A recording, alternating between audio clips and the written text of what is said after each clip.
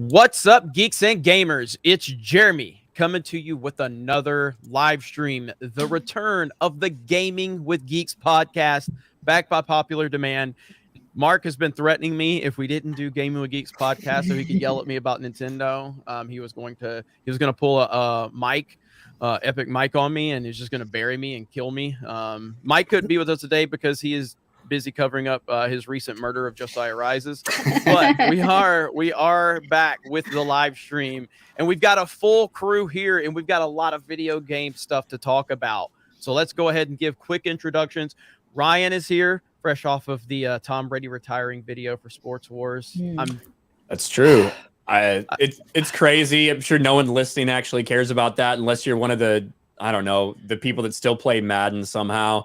But yeah, I was playing Pokemon. I ended my stream because the Adam Schefter tweet about Tom Brady retiring came out. So I ended my Twitch stream and then made that video, and now we're here. So 22 years, man. It's crazy. I'm literally trying to process it, but we got video games to talk about. There'll be a time and a place. We'll be live on Sports Wars tomorrow, so we'll cover all of that.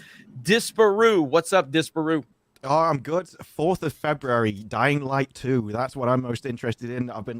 That game's like, what, 7 years in the making or something at this point, going from the last one. So everything I've seen so far looks good. The gameplay looks good. So yes, very excited for a week from now. Heck yeah. Mark the Cyborg, what's up, Mark? Not too much. I guess this February it's going to be Disparu's turn to simp for a Polish game that's been delayed for years and years and years. And then it finally came out. I think they made the right call, though, when they pushed it to like the Cyberpunk release date. It was like December 12th or something. And they're just like, yeah, let's call it February. But yeah, I'm doing good. And first of all, I didn't threaten to kill Jeremy. I just said that when the machines take over, he will not be spared. Fresh off of another ban on another platform, it's Prince Lethal. What's going on, man? By any chance, are we talking about Tifa on this stream? Because I've got some things I want to show. Yeah, let's talk about Tifa. Hang on, let me go ahead and get you out of here now. Mama Susan's watching. No, how you doing, Lethal? I'm well. We brought this back at an even worse time for me, but I'm just happy to be here with you. Good to have you, man. And for the first time on the Gaming with Geeks podcast, Johnny64. What up, Johnny?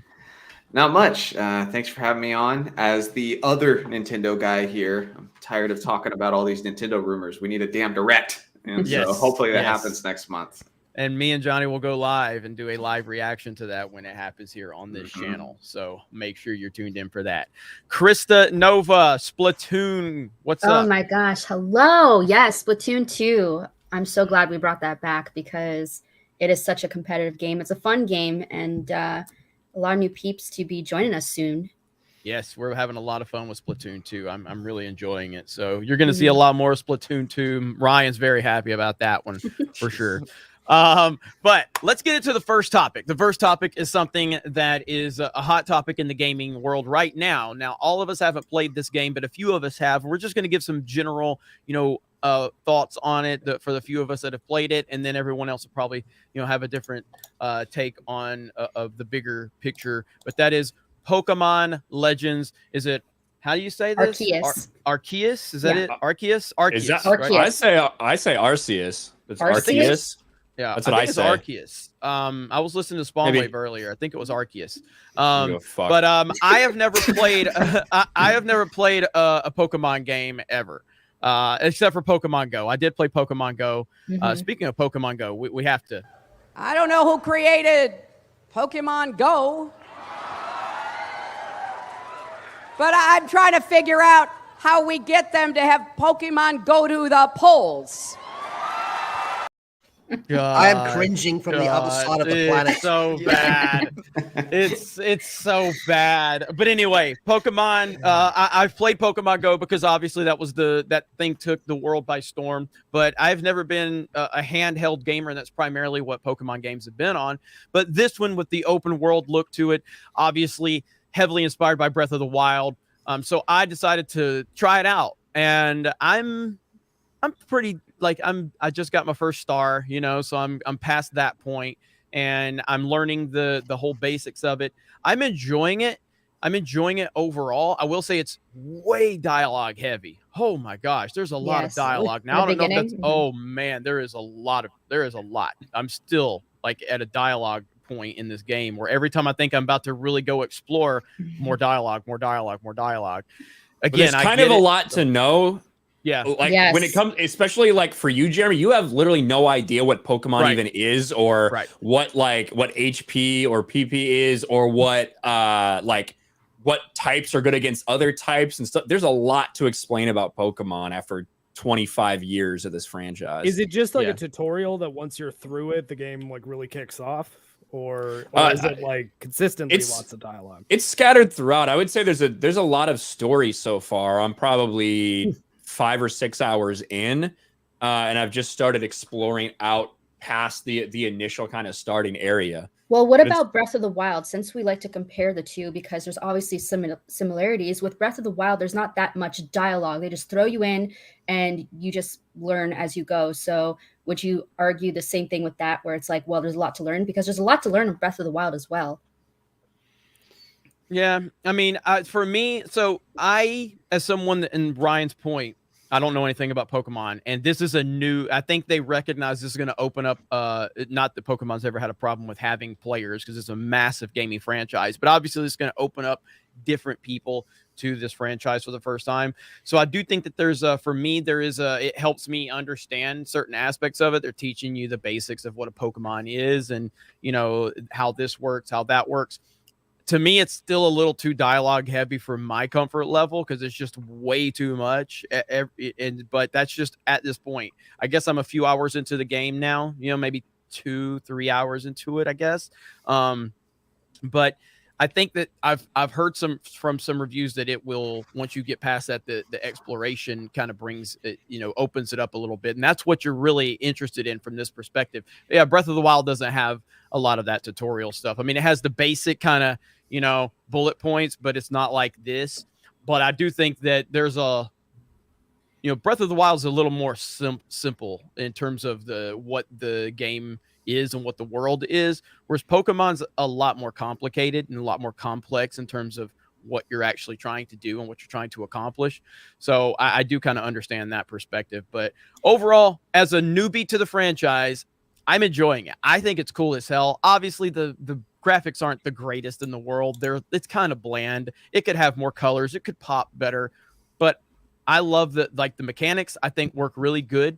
It's really cool when you get into the battles with the different Pokemons, just trying to figure that aspect of it out. And I'm sure for a Pokemon player, that's nothing new. But Ryan, someone that's played Pokemon a lot, and this is a big change for the franchise. Do you think this is a positive change for the franchise? I think there's going to be a lot of. This is like the next step. The real, I think, big change was Pokemon Sword, which came out a year or two ago. I want to show you what that looked like here. This is what Pokemon Sword looked like. So very similar in terms. This is like the first time you got to do this in terms of seeing like all these Pokemon around here, crouching, running through grass. So that all like existed before. But now the idea of you're like throwing the balls at them, you're battling, and you're able to move around the battlefield as they're battling. That's all the stuff that's like completely ridiculously changed. And I think there will be some like hardcore people that don't necessarily like this, the fact that they're going this direction. I like it because I've played probably about half of the Pokemon entries out there. I'm not going to do every single year. I'm not going to do every single remake they put out. But I played a lot, from original Game Boy to Game Boy Color to Game Boy Advance to DS to 3DS. And this is like what Legends is to me the way I've always wanted to play Pokemon. Mm-hmm. So I don't know if some people are going to reject it, but to me, I love it. I don't even know if the game's fucking good yet, to be honest with you. I don't know, but I know that's all I can think about is playing more of it. Yeah, so. Yeah, you're pretty hooked on it. You're pretty hooked on it. Krista, so you're a Pokemon fan and obviously a Breath of the Wild fan, and you're enjoying this game from everything I know, correct? Yes, I do love like how people have been pointing out the similarities between the two, because yes, it does give you a Breath of the Wild feel. Though there are some things I wish they would change, just small minor details, like I think you would agree to the saving process. That was hard for me to find. You know, where you want to save your process. Yeah, I remember you had to tell. I was like, Yeah, I had to I needed explain to, it to you. I needed to Though- run, and I was like, well, how do I do this? And you had to show me. Yeah, though I think I don't know if Ryan maybe can confirm this. Isn't there an autosave to it? There is an autosave, Okay, and it actually autosaves like fairly often, but I'm not sure how often it is. Okay. But they do tell you exactly how to save the game. There's dialogue that tells you. So. There's dialogue. There you go. Mm. And then another thing I would change. Again, these are all small, minor details, so it's not even that important. But just to Nick point at it, when you catch a Pokemon, a little firework appears, and at first I was confused by that. I thought that it was escaping, you know. But that's it. Other than that, I love this game. It's very, very fun. Yeah, I mean, like this is the cover. I think this is pretty close to the cover art for both games. So I mean, the Breath of the Wild thing, like this is, you know what I mean? Like Yes. it's pretty, and even like there's sound effects in this game that are similar to Breath of the Wild. You know what I mean? Like it's the movement, everything feels Breath of the Wild, and I don't think that's a bad thing at all. Now I know Johnny, you had a few thoughts on that earlier when we were talking. What are your thoughts on this? Yeah, I mean, well, I think it's a little bit different in this case because, like, as we were talking about with Pokemon, I do think this specific community, this specific following, they've wanted kind of an open world following for a while. I know my brother has, and he's a way bigger Pokemon fan than I am, and so it kind of fits this universe in the sense that like there's Pokemon all over the place, and they're going to be, you know, in their own like specific habitats and that sort of thing. So it works in that sense. I'm just getting, as somebody who's been playing video games since I was 4 years old, because my dad was a gamer when I was born. And so as like a retro gamer, I'm just getting tired of like the industrialization of just video games and how everything needs to like be the same game. And so for a while, everybody knows this, it was, oh, we need more battle royales in every shooter. Every shooter has to have a battle royale. And now it's like every single adventure game, there needs to be some kind of open world setting. Even on my personal channel, there's people in the comments section saying, what I really want for the next Metroid game is an open world game. And it's like, you fundamentally don't understand what makes Metroid games special if you're asking for just a completely open Metroid game from the very beginning. Like that doesn't function with what Metroid has always been. And so I'm just a little bit weary and cautious of that. So that was some of the opinions I was sharing. But again, in this specific instance, I'm letting it slide with Pokemon just because I do think it works for this specific universe. And I also just think that they've been putting out like annual releases for Pokemon, basically kind of doing the same thing in the same template for 2 decades, you know, and they've started to switch it up with more recent entries. And I think it's a good thing. That doesn't mean that you can't also at the same time, you know, continue maybe every other time, put out your traditional entries, maybe for those people. But I like the fact that they're kind of broadening out like this. Yeah. And I want to clarify, it isn't that I don't like Battle Royale or that I don't like open world. I freaking loved Breath of the Wild. I just don't like how it feels like originality and creativity is being squashed in the sense that everything needs to be like this same kind of formula, you know, type setting, you know. So that's it's kind of like how the movies went with everything needed to be the Dark Knight, you know, after that, and everything was Inception posters. Who was going to say something? It also comes down to just there's an obsession with the amount of hours a game takes. We saw it recently with Dying Light 2 when they bragged about how it was going to take 500 hours to 100% it, and everyone lost their minds, saying, I'm not going to play it if it takes me 500 hours to complete it. And they had to backtrack and go, no, that's just, if you 100% the story's like 20 hours. So one of the things that an open world does, it allows you to just essentially put little busy work all over the map that people will go around and complete, just so you've got an arbitrary time that you can tell people this is what the game's for.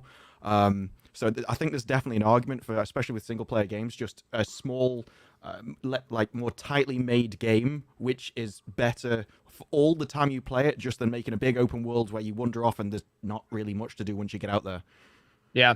Well, I personally think that this is going to be a massive success from the response I've seen. It seems, because this is obviously a huge franchise, and I think with the install base of the Nintendo Switch, I think this is going to be a massive home run. So we've got Ryan, someone who's played a lot of Pokemon. He likes it. I'm a newcomer to the series. I like it. Chris has been playing Pokemon for a while. She likes it a lot. Now, Lethal, you're somebody that's played Pokemon, but are you not really interested in trying this one? I played pretty much every Pokemon right up until Emerald. I even liked Mystery Dungeon. Back then, there used to be like 400 Pokemon. Then there's like 1,000. And I think the designs of Pokemon went drastically downhill around G4. But I remember seeing the trailer for this and thinking it looked really cool. But I've watched a lot of Ryan streaming it, and I don't know. It just seems too different for someone like me to come back to after skipping generations of Pokemon. It's different. Like it's 100% different, and in some ways, like you used to like walk through the grass for hours to find a Pokemon that you knew happened to be on Route 19 at this time of day.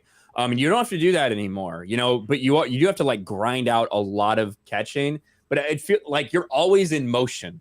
The idea that I'm throwing a Pokeball at some stupid Pokemon that's not looking to help fill out my Pokedex, turn around and throw my Pokemon to a tree so he can get some berries and collect stuff for me before that Pokemon's even caught and then just continue on is crazy. Yeah. Well, I'm having a good time with it. Part of the Pokemon experience was having to get a group of friends. For me, it was cousins, and it'd be like, right, we're going to figure out the best strategies. Who's going to restart the game to get the different starters?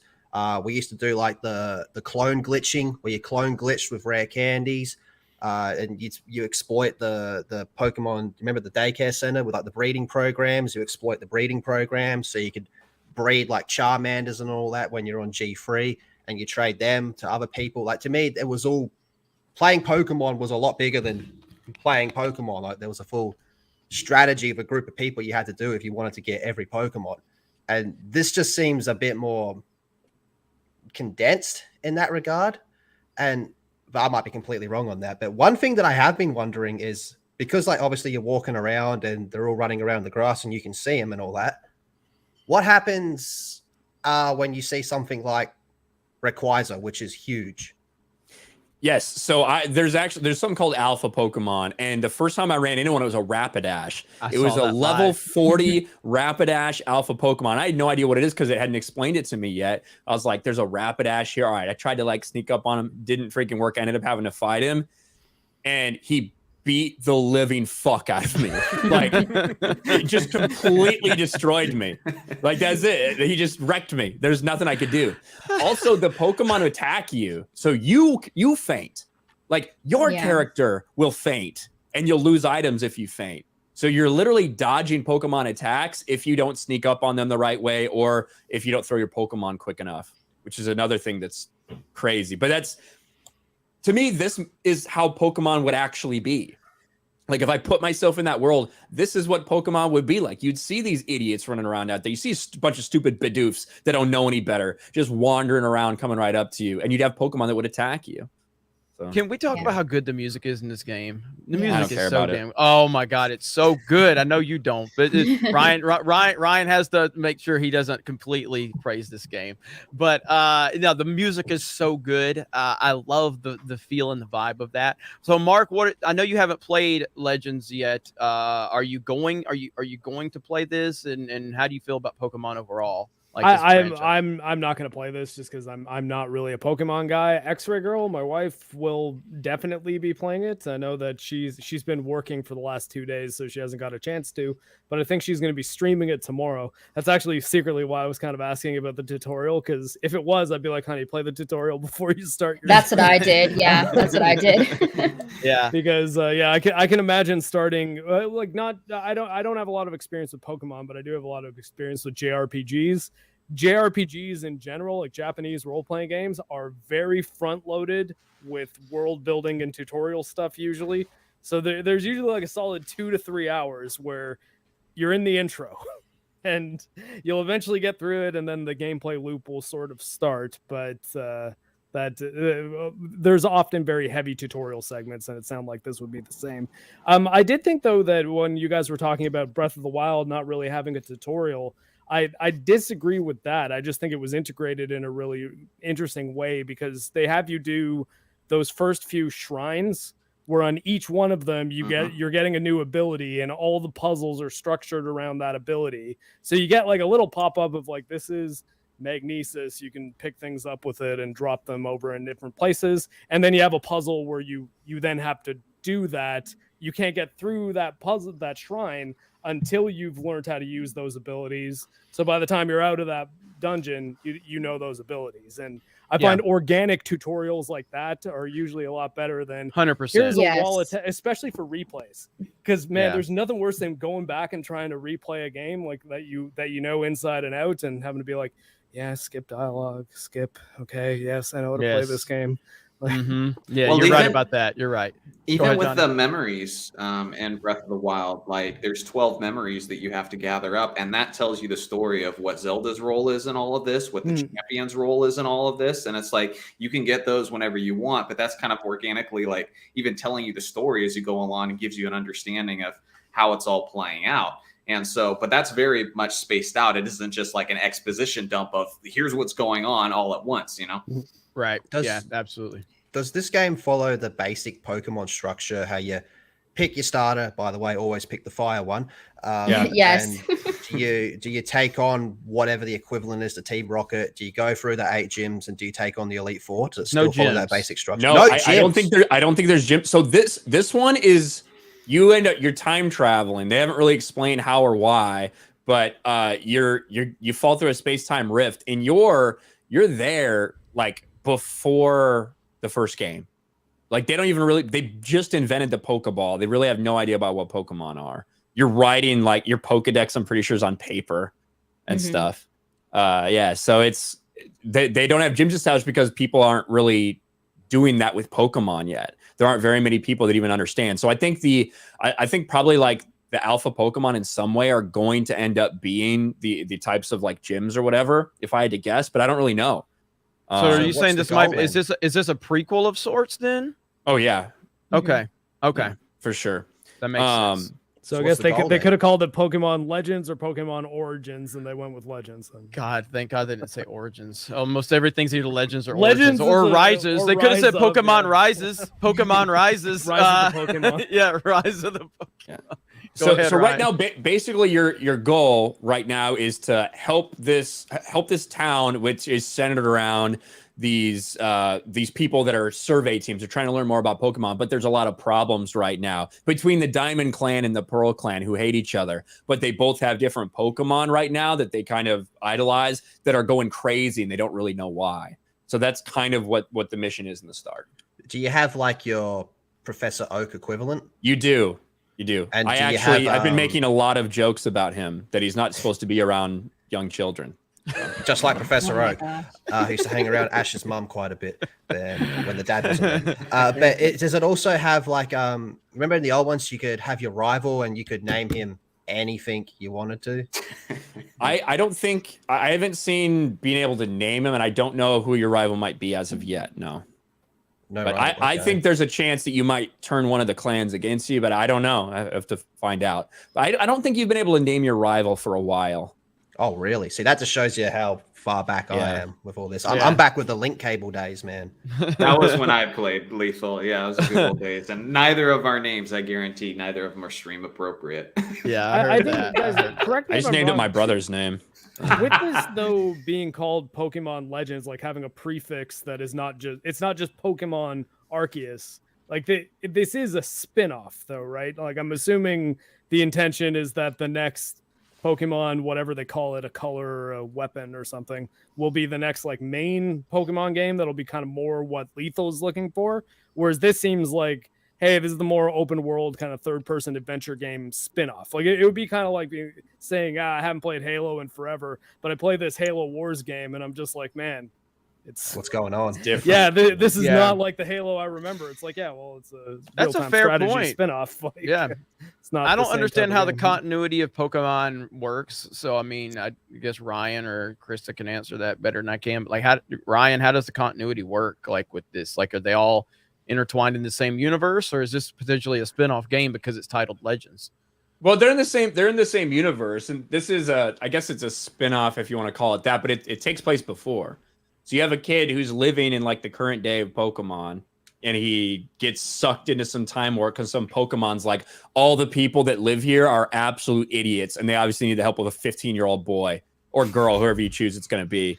So you go there and like you already understand kind of about Pokemon. Like that's pretty clear from like the dialogue options and everything, but they have no idea what's going on. This guy can't even throw a Pokeball. This professor, what an idiot. What a loser. He's got a Fauci arm on him. Can't even, he's like, I'm a Pokemon expert here, but I'm really bad at throwing Pokeballs. Can you help? What a loser. I don't think, I might be wrong, but I don't think Mystery Dungeon was Legends. I think it was just called Pokemon Mystery Dungeon. Well, yeah, I'm not saying, but Mystery Dungeon would be the spin-off suffix in that, or like Pokemon Stadium or Pokemon. Right. Yeah, I'm with you. Yeah. Well, I mean, overall, there's going to be a lot to discuss with this game. I'm enjoying it. I'm going to continue playing it. Chris is going to continue playing it. Ryan is. We'll see if anybody else on the panel, jumps into it. But that's kind of our overview of Pokemon Legends. Is it Arceus or Arceus? I'm not sure. We'll say Arceus. Yeah. So, I'm looking forward to getting further into the game. So that was a good discussion. We're going to move on to our next topic after we hit some super chats. Maza for 10 Otter. I have no idea. You guys got all these inside jokes. This is the dawning of the sea otters. Let's see, Brickman Andy. Good to see this back. Good to see Sailor Ryan as well. Yeah, you guys have obviously been asking for the return, and we're glad we're able to make that happen. Let's see, what is PLA is super fun, and as a VGC player, I am excited for the new shakeup coming. I do have some suggestions and some Pokemon content for geeks and gamers. Well, Dermy Wormy, let us know. And Dermy Wormy, I saw you gave a really awesome, nice comment on that Daily Wire video with me and Ryan. You were really cool. Thank you for that. So if you have some suggestions, let us know. We definitely love to hear anything you guys have in mind. Let's see. Alpha Suma says, need Tifa updates. When is Felicia going to be added to Super Smash Bros? I used to have a channel. Update, us Italians have adopted Tifa. She's ours now. You can't have her back. Yeah, as far as Tifa updates, Lethal Lightning is not allowed to talk about that topic on this channel. Ben 10 Theorist, thank you for becoming a member. We had a few new members as well. Did they all get highlighted? I thought we had like 2 or 3 new members, but I don't see any more. Could have swore there was more. Oh, it's Jade Shadow became a member, and I can't see the member message that she left. If she became a member, there's no message. But if you not are like member, for 5 member, months, member 18 months. But that's all I see. You know how it cuts it off at the bottom on the YouTube side. It didn't highlight on the Streamlabs. So I mean on the StreamYards. So okay, we'll get back to that. Thank you, Jade, for being here. All right, so the next topic, and Tyler Reeves has become an epic gamer as well. Thank you, Tyler. Appreciate that. The next topic is Activision, Blizzard, Xbox, Microsoft, and I want to give the floor to Mark the Cyborg. Okay, because Mark the Cyborg has been preaching the gospel of Game Pass long before anyone really understood the greatness. I think we've all appreciated what Game Pass was going to offer.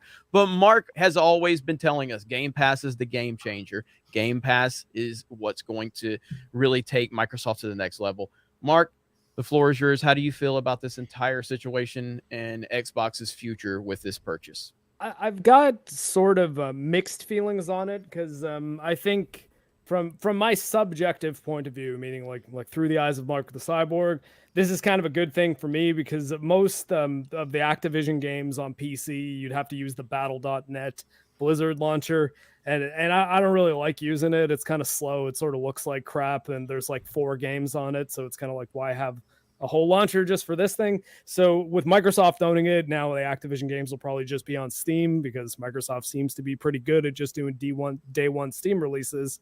But from a more objective point of view, being that like I'm a person who has a PC, a PS5, a Switch, like I don't really have to worry about exclusivity as much as someone like, say, a person who just plays Call of Duty and they just play Call of Duty on PlayStation.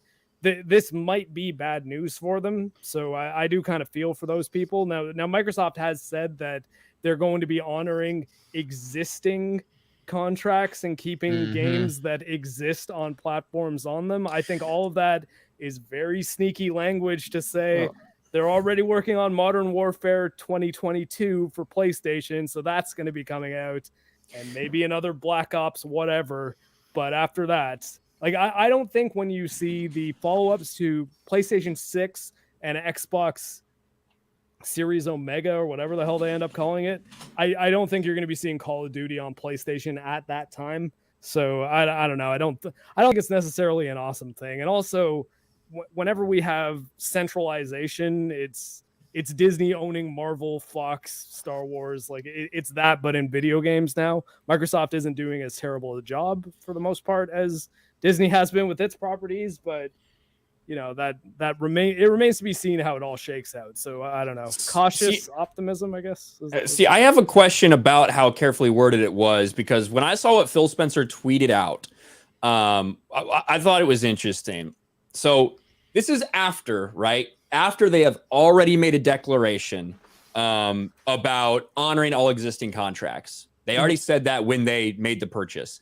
Phil Spencer says, had good calls this week with our leaders at Sony. I confirm our intent to honor all existing agreements upon the acquisition of Blizzard. I feel like the next part is a different statement. And our desire to keep Call of Duty on PlayStation. Because why do you have to say anything about that if you're already intending to honor your agreements? I've got $1,000 that says that means Warzone. I don't think Warzone is ever leaving.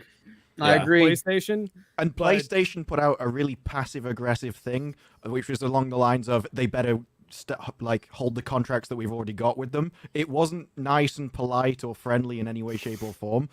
And I think I still think that Microsoft are holding it over PlayStation at this point so that we can take this away from you and hurt you if you don't also play ball. Because we know PlayStation has their own service coming to PC and everything else.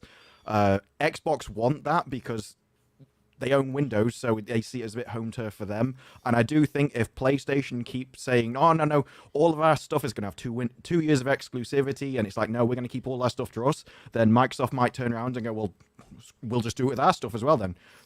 It could be a bit of give and take, so they can go either way with it, in my opinion. See, here's how I look at it. I think that I don't think that Microsoft looks at things through the console war lens. I just don't. I think fans do. I think we do. But I think they're looking at it going, the PlayStation 5, as long as they can continue to meet supply and demand, which they've not done a good job of that at all. But let's just assume that they get that their act together. The PlayStation 5 is going to move 100 million units. When it's all said and done, it's going to sell like crazy. When you have that type of install base and you own the biggest property in gaming from a multi-platform standpoint, that's only going to help your bottom line. So if you take the ability away from 100 million users to purchase Call of Duty, I think that's a bad business move. So I don't know if they're looking at it from a perspective that we want to crush Sony. I think that they can make a lot more money if they keep PlayStation. You just made my argument against exclusivity that I've made for you like a million times. He knows that. He knows that. I know that, but more platforms. Well, I understand that, but the point is it's like Nintendo didn't buy Smash Bros and pull it back to exclusives, so it's a different argument. What I'm saying, Bayonetta. Yeah, right. But what I'm saying right now is I wouldn't say, hey, Sony, let's go ahead and expand God of War to Xbox. I wouldn't argue for that. You can't make the argument that they wouldn't make a shitload of money if they did, though. Oh, absolutely. But there's a difference though between a game like that is exclusive, has always been exclusive, doesn't have that other player base. Right now, you got every PlayStation 4 out there and every PlayStation 5 out there, right? That a lot of those people have played Call of Duty or would still want to play Call of Duty. I think that Microsoft looks at it and, hey, you know what? We just filled out, not only do we have all this stuff for Game Pass, now next Call of Duty that comes out, we put it day one on Game Pass. So if you're here playing on Xbox, if you're playing on PC, you get access to it. You don't have to pay $70. You get to play the Call of Duty. We'll still sell it to you on PlayStation. And now every time someone buys it for Sony PlayStation 5, Microsoft is making money. And I think that is a good argument, and it's the same one that I heard made for Starfield and Elder Scrolls 6. And I'm not saying there isn't merit to it. And you cannot say that like Elder Scrolls doesn't have an audience on PlayStation. Like that's an insane statement because Skyrim is on everything. Well, but let's look at let's look at Titanfall. I was convinced Titanfall 2 would be a massive success because it was multi-platform. Now we can bring in how EA screwed it up and all of that, okay? But the first Titanfall was an Xbox exclusive, also PC. But when Titanfall 2 was announced to be on PlayStation and Xbox, was like, oh, this is it right here. This is what we needed for Titanfall. This is going to take it to the next level, and it didn't. It didn't help it to just be available automatically on another platform. So I think that Titanfall would have been as screwed if it was still an Xbox exclusive, though. I don't think Titanfall being less available would have helped it. I'm not saying that either. What I'm saying is it's just done an automatic recipe for success. My point is that Call of Duty has been established on multi-platforms for the last, I don't know, what wasn't it an Xbox exclusive before it really blew up, before it became wasn't it exclusive? No, Call of Duty 2 was only on Xbox and PC, but everyone since 3 has been on PlayStation. Right. But I guess I want to be really clear about the point that I'm making because I'm not like, no, like it's going to be exclusive. Like I'm not making a fanboy argument at all. I'm saying that they might very well do the plan that Ryan just mentioned, where it's like, okay, yeah, we'll make it so that it's a good beacon for Game Pass to be like, you can just get this for your subscription fee that you might already be paying, or you have to pay $70 for it on PlayStation. And that does sound good. But that doesn't mean that Microsoft definitely isn't going to say, yeah, but we could also, right now, most of the casual gamers, like the normies that might just play Call of Duty, are probably still playing Vanguard or whatever on their PS4. They might not be able to find a PS5. So if we give the impression that Warzone might be everywhere, but that the mainline Call of Duties are going to be exclusive, then they might be able to say, okay, in a year when you can just walk into a Walmart and see an Xbox Series X and a PS5, if you're that guy who just plays Call of Duty, they might want you just saying, okay, the Xbox then. Because otherwise, I don't see why they wouldn't make Elder Scrolls. I don't honestly see why at this point Microsoft, if they didn't really care about pushing people towards their platform at all, and it was just about making money, I don't see why they wouldn't just say, okay, yeah, everything is just going to be on PlayStation. Also, you can get it on Game Pass if you have an Xbox, or you can pay us $70 a copy on, but like up to and including Halo. Like that would actually explode the player base to all the PlayStation players as well. Like there's actually a lot of upsides to them doing that. So I do think they do still care about keeping segmented content, which I don't even necessarily advocate for, because I would like it if everyone could just play whatever game they want to play on whatever hardware they enjoy playing on. But I think Microsoft is just really concerned about getting people onto Xbox Game Pass, because it's the same as Amazon Prime. Amazon want everyone to be on Amazon Prime because they know for a fact that if you have that, you spend more with Amazon because you're used to the brand, you're already in their ecosystem, you'll carry on there. So it's the same with Xbox, especially on PC. When the Windows Store came out and it had games on, no one wanted to use it at all. There's probably sold 5 games in total on there. But now on Game Pass, it's like won me over, and I've got it. I never even intended to. It's just happened with things like Back 4 Blood coming out on it. It was too good a value not to have with just the string of games. And the more people do that, it's going to get more PC users over there. And I don't even see this as a console fight, really. I don't think it's even about that, because Phil Spencer himself has said that he expects the future to be, well, PlayStation might keep it on Sony. Everyone's going to start moving their games onto PC as well. So yeah. Xbox are going to have the Xbox, PC, PlayStation are going to do the same via their own systems. And if Xbox can play it right and get everyone onto Xbox Game Pass, you're going to have more people naturally moving over to PC over the time, because it's been essentially growing exponentially and has been for like a decade. It has, but I do think that the console market is hotter than it's ever been. Gaming as a whole has been. That's very true. That's very true. Yeah. But the console, like, I mean, right now, where's the PlayStation at in sales? PlayStation 5. I mean, it's almost doubled the Xbox, but the availability for both is terrible. Yeah, that's kind of the thing. Like, I think right now, like I might have actually been saying this the last time we had one of these podcasts. It's crazy that this shortage has gone on this long. But the sales 2 weeks to slow the curve. That's all on the shortage. Yeah, no, seriously. There's some parallels there, but let's watch what we say. We don't want to get this story taken down. We're a family show over here.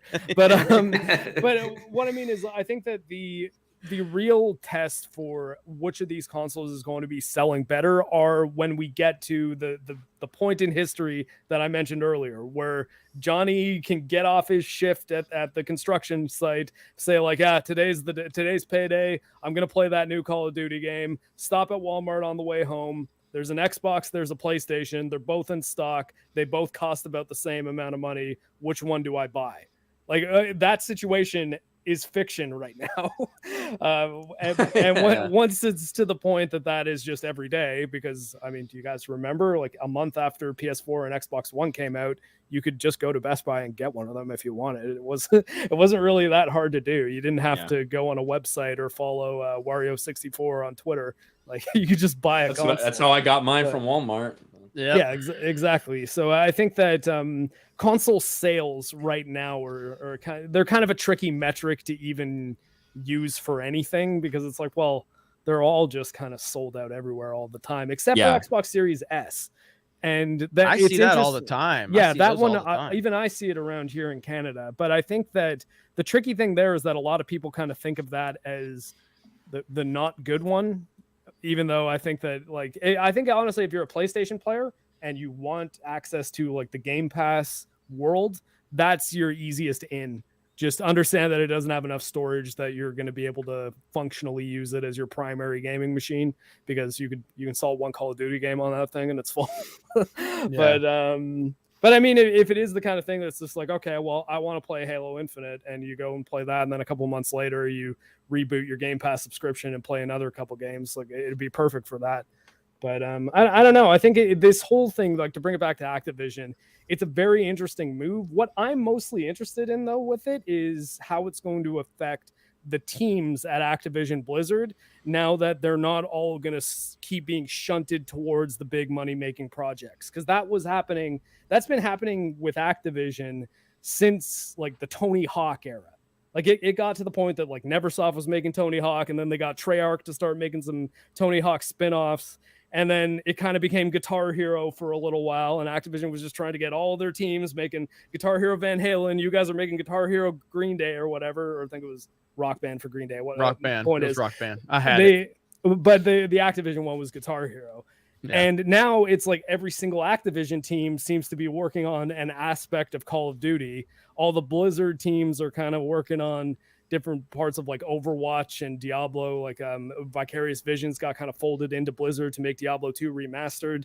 Like I think it'll be interesting to see now that they don't have to keep grinding for those big annual sales because an entire company is resting on those teams alone. So will we see a Call of Duty that has a good solid development cycle and comes out and the campaign is 20 hours long and an absolute banger?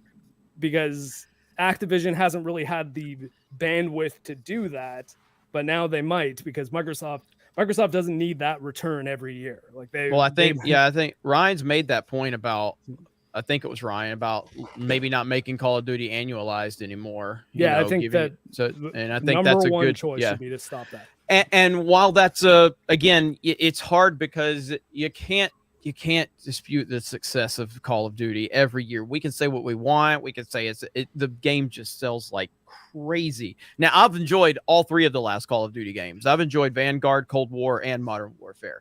I've enjoyed all of them. I think they all have, things I would work on, but overall I've enjoyed them. And that's a far cry from where I was, 6-7 years ago with where Call of Duty was. I thought it was dog shit. I thought these games were awful, and I had zero interest in playing them. So Modern Warfare 2019 is what brought me back into it. So while it's easy to say, like, if they just took some time and made them like every 2 years and spent time developing it, that's an easy thing to say. And it would probably be a good thing for the game. As long as they're selling like the way they are. I think 2019 Modern Warfare I think that was the most profitable Call of Duty of all time. Now, I think Warzone probably played the bigger part into that than anything, but go ahead, Ryan. It sold more units than any other Call of Duty of all time. You got to Modern Warfare 2019, yeah. You got to, like from a business standpoint, though, you've got to consider what the investment in the budget of these games is versus how much it's returning over time. And the most important thing, at least in this equation, is say Cold War didn't come out. and they just supported the shit out of Modern Warfare 2019. They added in Warzone. They were having really good events. They did some single player campaign DLC where it's like, oh, okay, here's Captain Price's next mission. It's $20 and it's like 3 hours long, and you play through a couple campaign levels. I think they probably would have made a hell of a lot more money doing that and really supporting that community than rushing Treyarch into making another Black Ops game, giving Raven like a short timeline on which to throw together a campaign. And I think that there were some good ideas in the Cold War campaign, but it really did seem like if they just focused on Modern Warfare, they probably would have ended up making, not only having a better community as far as like their online player lobbies go, but I think they probably would have actually made more money, because you got to remember, it's not just that initial like buying the disc or buying the initial download sale that they're making money off of. In fact, I'm willing to bet if you want to average the sales numbers versus what they're making off Warzone is decimating that sales number. And Call of Duty Mobile is another one that's just astronomical for them. Activision Blizzard's. Sorry. Go ahead. Activision Blizzard's revenue is 34% mobile. That's more well, because they also have King. Warzone's about a sixth, I think it is, but mobile's by far the biggest segment. Yeah. Well, you guys don't have phones? PC. Yeah, you guys don't have phones. But it works. And Microsoft has their own big mobile division as well, so I think we're just going to see more mobile stuff going on.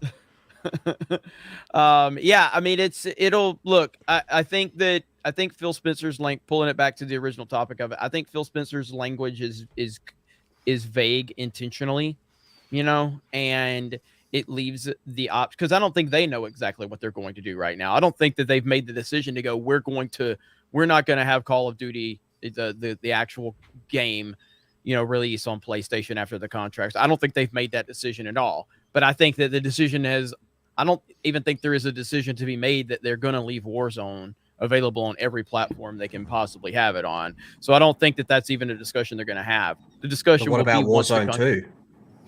Yeah, I mean, I think they'd be crazy to make Warzone 2. Like, they're very vague in how they worded that. That could be Warzone Chapter 2, or it could be a whole new Warzone with a whole new engine. The Warzone one problem that we're constantly running into with Warzone is every integration, you've added 40, maybe even more weapons into the game. So let's just say they don't do anything like a Warzone 2 or a Chapter 2 or anything. This time next year, there'll be close to 200 weapons in Warzone. It's just getting absolutely ridiculous, especially when you're doubling up as well. And with a Modern Warfare 2 coming out, there's a good chance we're going to have quite a few weapons that are going to have 3 variants of it. Modern Warfare 1, Modern Warfare 2, and Cold War. And this is a problem we've talked about for a while. Mm-hmm. Eventually, they're going to get to a stage where they're going to have to vault weapons because it's just going to be too much. Yeah. Well, I think that, and I want to talk about that a little bit later. We want to talk about Halo Infinite and Warzone and the state of those games, because they're both broken in some way, shape, or form.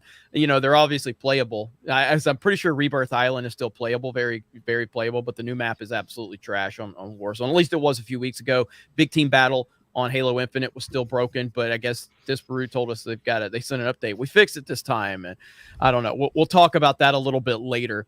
But yeah, with the Activision thing, that's one of the biggest stories in recent, memory for gaming. It's absolutely crazy, and the ramifications that it could have we're gonna feel that for probably the rest of time. I mean, because I don't know what direction they're gonna go in, and I don't think they fully know at this point. What I do think is they recognize legally they're going to have to abide by whatever pre-existing contracts they have. I think the deal is not set to be finalized until 2023 anyway. So I think that there's just a ton of discussions that are going to have to unfold over the next few years, and it's going to change the landscape of gaming one way or the other. And it'll give us a lot to talk about. Call of Duty, I hope they just, because like Mark was saying, look at all the studios they got developing Call of Duty. Like High Moon, man, I would never post a Tifa photo again if High Moon gave me another Cybertron game. Well, they just bought so many things. Like even Phil Spencer, I think, said himself that he wants to get some of these studios back to doing other things and bring back things that he remembers playing. Exactly, like Guitar Hero, like Spyro. Guitar Hero. Imagine if the next Spyro entries on Xbox, an Xbox exclusive. It's pretty funny that guy that works at Microsoft changed his profile picture on Twitter to Crash Bandicoot. Kind of did it as like a Look what we got. Both The two Crash biggest and mascots Spyro. are owned by the Yeah, other company. yeah. Yeah. The origins of both Naughty Dog and Insomniac. too. That's like Vince McMahon buying WCW. It's so Yeah, it's it so is. crazy, dude. It's so crazy. But yeah, so that was good stuff right there. So we're going to move on. We got a couple more topics, but here we go right here. Buford T. Justice. When are you guys going to talk about sexism in gaming? Geeks and I don't Gamers think there's greater enough than of it. G4. Yeah, I mean, it's just that's what you're going to get here. You're actually going to get some gaming content here on this channel. We'll talk about all the other stuff on the main Geeks and Gamers channel. We've got Big Raj. Glad the podcast is back. I missed the fights. Hey, I'm okay with that. Me and Mark, hey, I mean, we do. I mean, Mark's not on the Mario Kart stream, but we do fight on Sunday Mario Kart. Johnny, like I told this the other day. Johnny's a really nice guy. He's really easygoing, blah, blah, blah, blah. Well, he's good at Splatoon, and he's never played it. He picks it up, and he's freaking good at it. I will cuss Johnny out a lot now because he's really good at Splatoon. He's good at Mario Kart. He's good at video games in general. But I've been playing Mario Kart for 2 months. You're going to be under my boot and my stick. I'm telling you. Dude, the fact that he was so good at Splatoon after playing just a few matches pisses me off so much. He's really good. So, Did you play multiplayer before we played? Because you had a different weapon. I only have the second default weapon you can use. It was I got up to level 2 and I equipped that and I played a couple online and I was like, yeah, this game's all right. I played online with you guys and was just dominating. I was like, this is kind of fun. So I don't know, that was the extent of it. But I'm a fan of the game now. I even rewatched some of our stream because it was so much fun. I was like, dude, I'm super into the game. It's great. I just want to get a different gun, but I don't actually want to play that game. Dude, there are listen. Splatoon 2 is pretty decent. Ryan, there are so many weapons in this game. You have no idea. I'm a rank 16, and there's still plenty of stuff I haven't unlocked. There are so many weapons. It's crazy in this game. And there's so many iterations of it. So I even unlocked a different roller that's the range of it's a little bit bigger, but the speed of it is, and it's got different power-ups. I mean, Splatoon has so many different variations. So yeah, apparently Lady Ripa has it. Krista, I don't know if she's still here. She can pop in if she's still around, but Lady Ripa's going to be playing with us. I think, does Ripa have it, Krista? I can't confirm that, but I'm sure he's gonna get it because Lady Ripa can't stop playing it. Yeah, he's gonna get FOMO watching her play it, having fun with it. Yeah, he's totally it's so much fun. It really is. Speaking of that, here's Locked and Loaded Latinos. Hey. Let's see, and they had a great time last night playing Splatoon with us. Looking forward to the next stream. We're definitely planning on playing and streaming Arceus soon. Nice change to the franchise. Well, it was a pleasure playing with you guys. You guys are both really good as well. So we had a lot of fun playing with our premium members over on geeksgamers.com. So looking forward to playing more. And yeah, I think again, just having, especially when you change them, because Ryan, did you only play Turf War with us on Splatoon? Just I think so. I don't know. See, there's all these different. Yeah, there's control. There's tower. There's the tower control. Yeah, we didn't do that live. We should do it next time. There's the clam game that I still don't fully understand. I think we kind of figured that out finally. I don't know, but we got to figure out that. You'll learn it by the time you're done college. Yeah, we got to figure out that one where you're carrying the dragon's head to the goal because and it's basically like President. If you ever played that, and you just got to protect your president, getting them to the other base. God, that was fun. And then I can just own my role of just killing all of your team, so it's perfect. Yeah, it's good. It's really good. It's good stuff. Jeremy, I sent you a DM on Twitter with just starting pitches for some Pokemon content. Thank you. I will check that out. And yeah, I mean, I'm definitely interested in any feedback you guys have. Mike says, what are you hoping to see tomorrow for the official Halo TV series? Because the official trailer, if I'm not mistaken, Ryan, did we confirm that? Is it playing during the Bengals game tomorrow? That's what people said. I'll be real. I don't really care about it. That first Halo teaser did really nothing for me at all. I'm not really excited about this, but yeah, that's the rumor, is that we're going to get the trailer tomorrow at some point during one of the football games at halftime. I still have hope for it because, I mean, they changed the ethnicity of Amanda Keyes, which for me is okay, well, they've done that with other series I've loved before, so it could be a red flag that maybe their priorities aren't in the right place. But at the end of the day, that's not going to like be a make or break thing for me at the end. If they did something to like freaking Chief or Cortana or something like that would be a make or break thing. But we didn't even see the Covenant at all at the first trailer. I definitely want to see like some of them and just like have the trailer be more centered around the characters we actually care about, which to me would be the Arbiter if he's going to be in it, of course, Chief, and of course Cortana. But if I keep seeing these background secondary characters that they're just pushing into it that are not what the Halo fans actually care about, yeah, I'm going to be partially checked out before the show even airs. Yeah. Well, I mean, it didn't look that good for me. Go ahead, Lethal. I'm really into Halo lore, like just like Mark. Halo lore and Star Wars EU were like the two things that I was like balls deep in. And when they came out and they said that this show is in something called the Silver Timeline and it's not canon, I lost all interest. Halo is not a multiverse.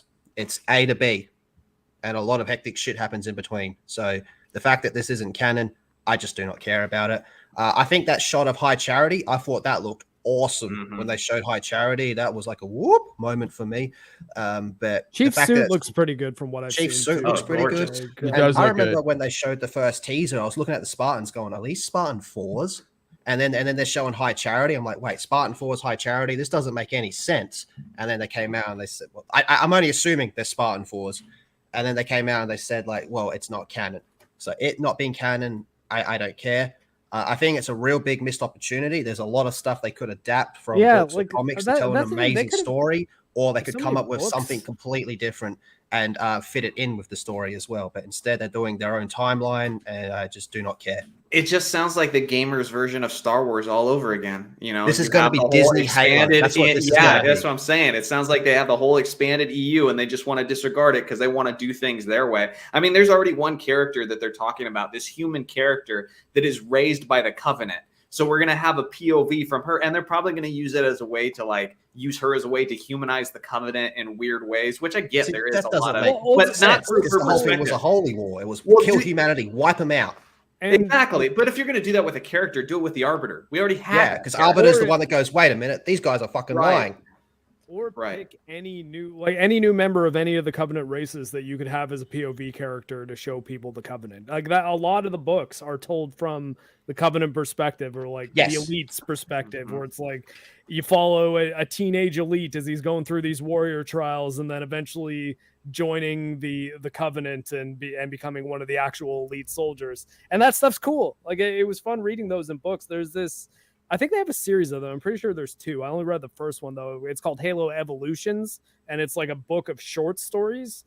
And pretty much every story in that is kind of like that. It'll just be a group of Marines that are in what kind of seems like it's described as like a Viet Cong POW camp, but it's like brutes. So they're in like a brute prison camp and trying to escape. And I'm pretty sure they all die at the end of that one. But I mean, there's neat stories like that they could just be like, okay, we can tell a story about these brand new characters, have it still be in the Halo universe, have it be canon, have it be worth watching for Halo fans. But no, they're like, no, but we need to put Chief in there and Cortana.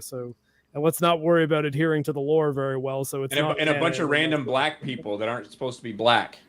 Yeah, right? No, it's like that whole trailer Sergeant was like Johnson. To show you diversity. I was gonna say, they have black characters though. Yeah, Johnson. They have Sergeant Johnson. Johnson is just straight up Apone from Aliens, but he's awesome.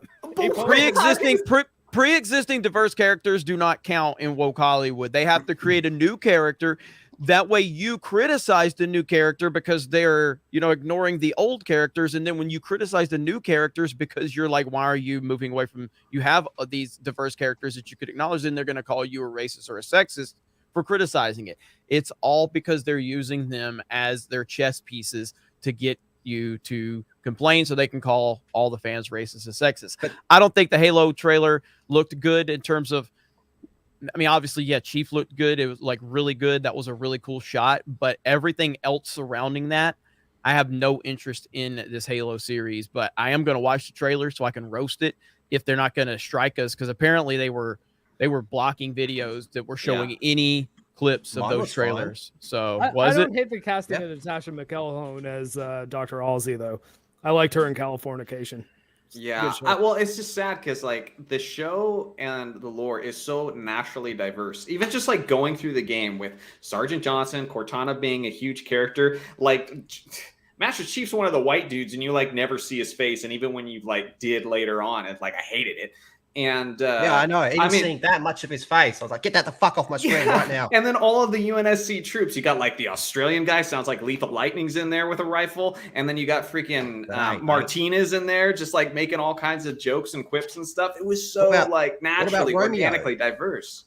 Romeo was awesome. Hey, Romeo, are you ever going to stop bitching? Fuck off, fuck. You know, stuff like that, man. There was so much like that. And Johnson being a Spartan 1, I would love a whole series about Johnson as a Spartan 1 and his stories, taking on space terrorists and all that stuff. Well, let me let me put a halt to that discussion because Ryan, do you need to deal with this Tom Brady stuff? His agent just released a statement. I want to make a video on that. So yeah, I'm gonna bounce for a little bit.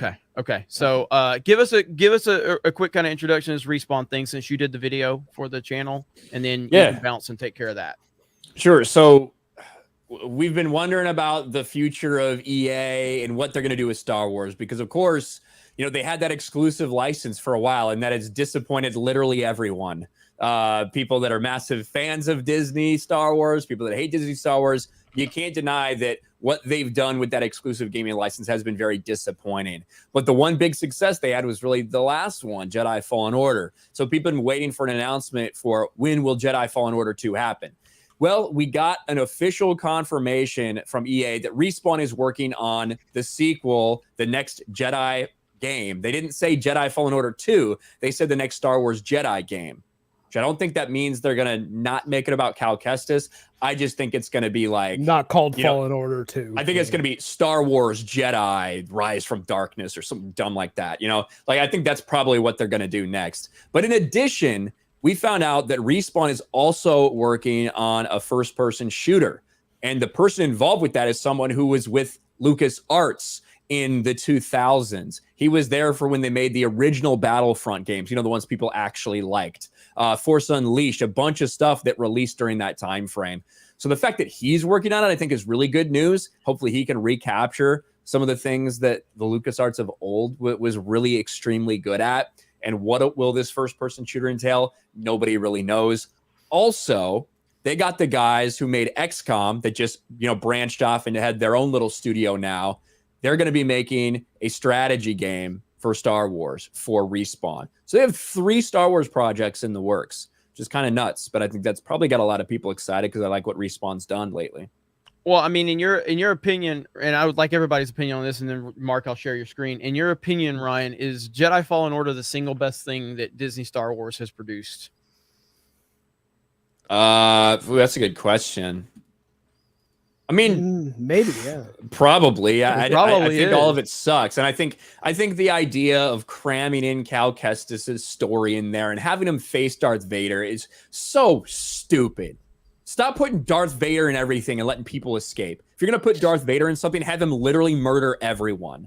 So the fact that Darth Vader appears at the end of that game is really stupid. He would have ripped Cal Kestis limb from limb. He would not let him escape. The Ryan's really point is 100% accurate. If you're going to put Vader in stuff and have interactions with him, like they need to, the people need to die. You know, like that's why I do think that would have been a lot more power to like Ahsoka dying at the hands of Vader. You know, but even like anybody, like all Disney uses Vader for is just he's the member berry.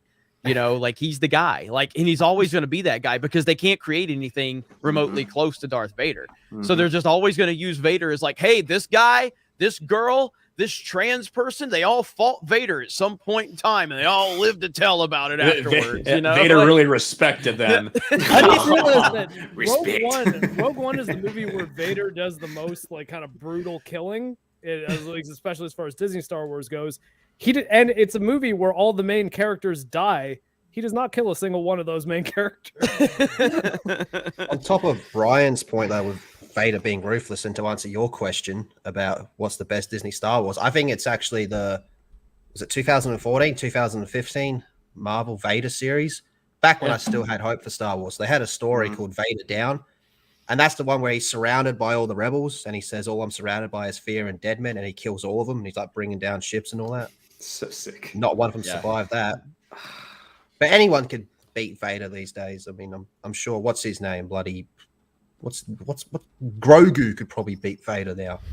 I haven't seen Vader win a fight. Has Vader won a fight in Disney Star Wars? I don't know. Against I force want sensitive people, probably not. Yeah. I want Vader. I want someone to do an edit over, someone that can do James Earl Jones' voice really well as Vader. Just a scene where he's asking for someone's pronouns before they fight. You know what I mean? that's essentially where we're gonna get with Disney Star Wars, where Vader's asking for pronouns. Well, Ryan, I'll let you go ahead and get out of here. So there's Tom Brady stuff is crazy right now. So go ahead, jump on that. Thank you, Ryan. Have a good one, everybody. We'll continue the discussion. All right, so let's continue this discussion about Respawn now. I'm a huge fan of Respawn, obviously. Titanfall 1, Titanfall 2, two of my favorite games of all time. I thought Jedi Fallen Order was a really good game. I haven't played Apex Legends really, even though people tell me I should play it. I'm not a big Battle Royale fan as it is. I think Warzone's just as much as I'll get into the Battle Royale stuff, but what do you guys think about this news with Star Wars and Respawn? And I mean, to me, all I think about this news, I'm not getting Titanfall 3. Now, share my screen now because actually kind of blew up.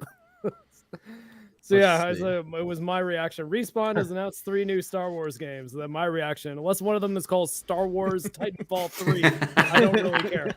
Yes, I mean, I'll amend that a little bit because as much as I would obviously take Titanfall 3 over any Star Wars game at this point, especially with the current state of Disney Star Wars, with the guy that is a former LucasArts higher up, coming back to sort of help out with the first-person shooter, there's a chance we could be getting Imperial Commando, and I would really like that because I mean I made actually one of the first video I made for Geeks and Gamers was on Republic Commando, and Imperial Commando, which was going to be the sequel to Republic Commando and would directly continue that story, got canceled. I think before Disney bought Star Wars though, because I think they eventually just canned it because they decided that it wouldn't sell very well, and then I think they just decided to work on 1313, which eventually got canceled instead. But Imperial Commando, where it's like post Order 66, and you see what happens with the sort of Delta Squad stormtroopers, I think that would be pretty cool to see. But it's not even a title screen we have at this point, and I mean we can talk about Metroid Prime 4. We know how you feel about that one. I'm like, anytime they say, "Oh, we're making Respawn and we're making a Star Wars first-person shooter," that's not enough for me to be like, "Oh yeah, awesome, Respawn, woo!" Like it's still modern Star Wars. It might be terrible. Because I think even though Jedi Fallen Order I thought was good, but I didn't think it was amazing. I thought that it definitely fell short of great. And part of that might have been the development timeline, but I don't know. I think Star Wars is not in a good place. I don't think, for me, Star Wars doesn't need to be, though, because the movies, you know, they're decent and everything, but I've always been more into the games than the movies themselves. And like the Jedi Knight series, you had even things that were basically copies of other skins. They made some good games. There was Galactic Battlegrounds. It was like Age of Empires reskinned into Star Wars. That was an awesome game, and they just took a good game, put a Star Wars skin on it. I was like, I ate that up at the back of the day. And it's like XCOM 2. If they just take XCOM 2 and they could make some excellent Star Wars stuff out of that. I'm really excited for it. But what I really want is they said an FPS. Honestly, if they bring back a Jedi Knight sort of game, they were incredible. Raven Software is available. Well, that's the thing, and it's like one of the reasons I never really got into the Jedi Fallen Order is it's more like you push a button and it did a certain action. The Jedi Knight series had way more sort of control over your lightsaber and everything, so you could like control its actual path. It made the multiplayer incredible. If they did a modern version of that, I think that'd blow up no end. So for me, Disney Star Wars is awful, but I don't think that needs to affect the games at all because they're kind of in their own little worlds as it is. Yeah, I don't know that they are though. I think Disney would be wary of letting them make a game like Jedi Knight or Jedi Outcast because of the precision required for it. Because I think they really want Star Wars to be appealing to the most mass market audience possible, which is why I was actually kind of surprised when they made Squadrons, because Squadrons was kind of more of a throwback to the old school, like X-Wing and TIE Fighter simulation style space fighting games. Story was terrible, but the gameplay was actually pretty decent. And but I guess we'll wait and see, because again, like right now, all we know is like they're making 3 games and one of them is a first-person shooter. That they should make this their trailer right here. To the other side.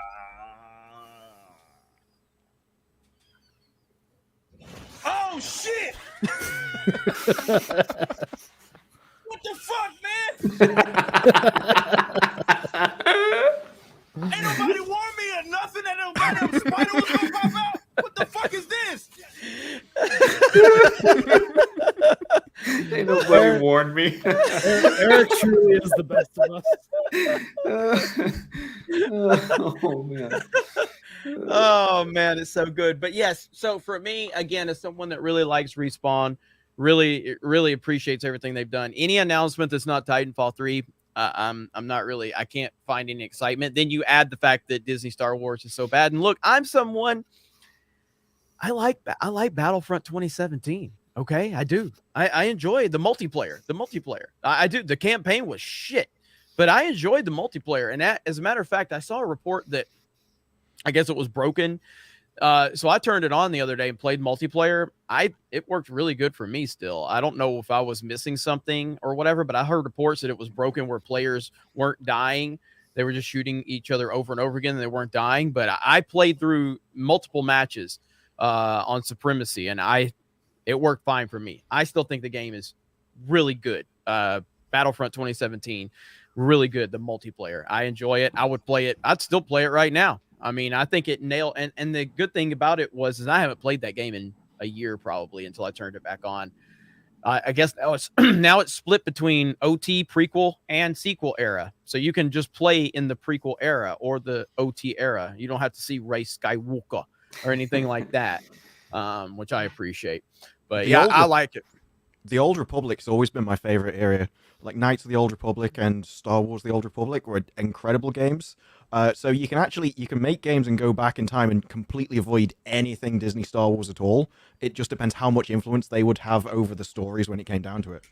Yeah. See, I guess that's what turns me off, is because like I was always someone that thought the EU just was miles beyond anything the movies ever did.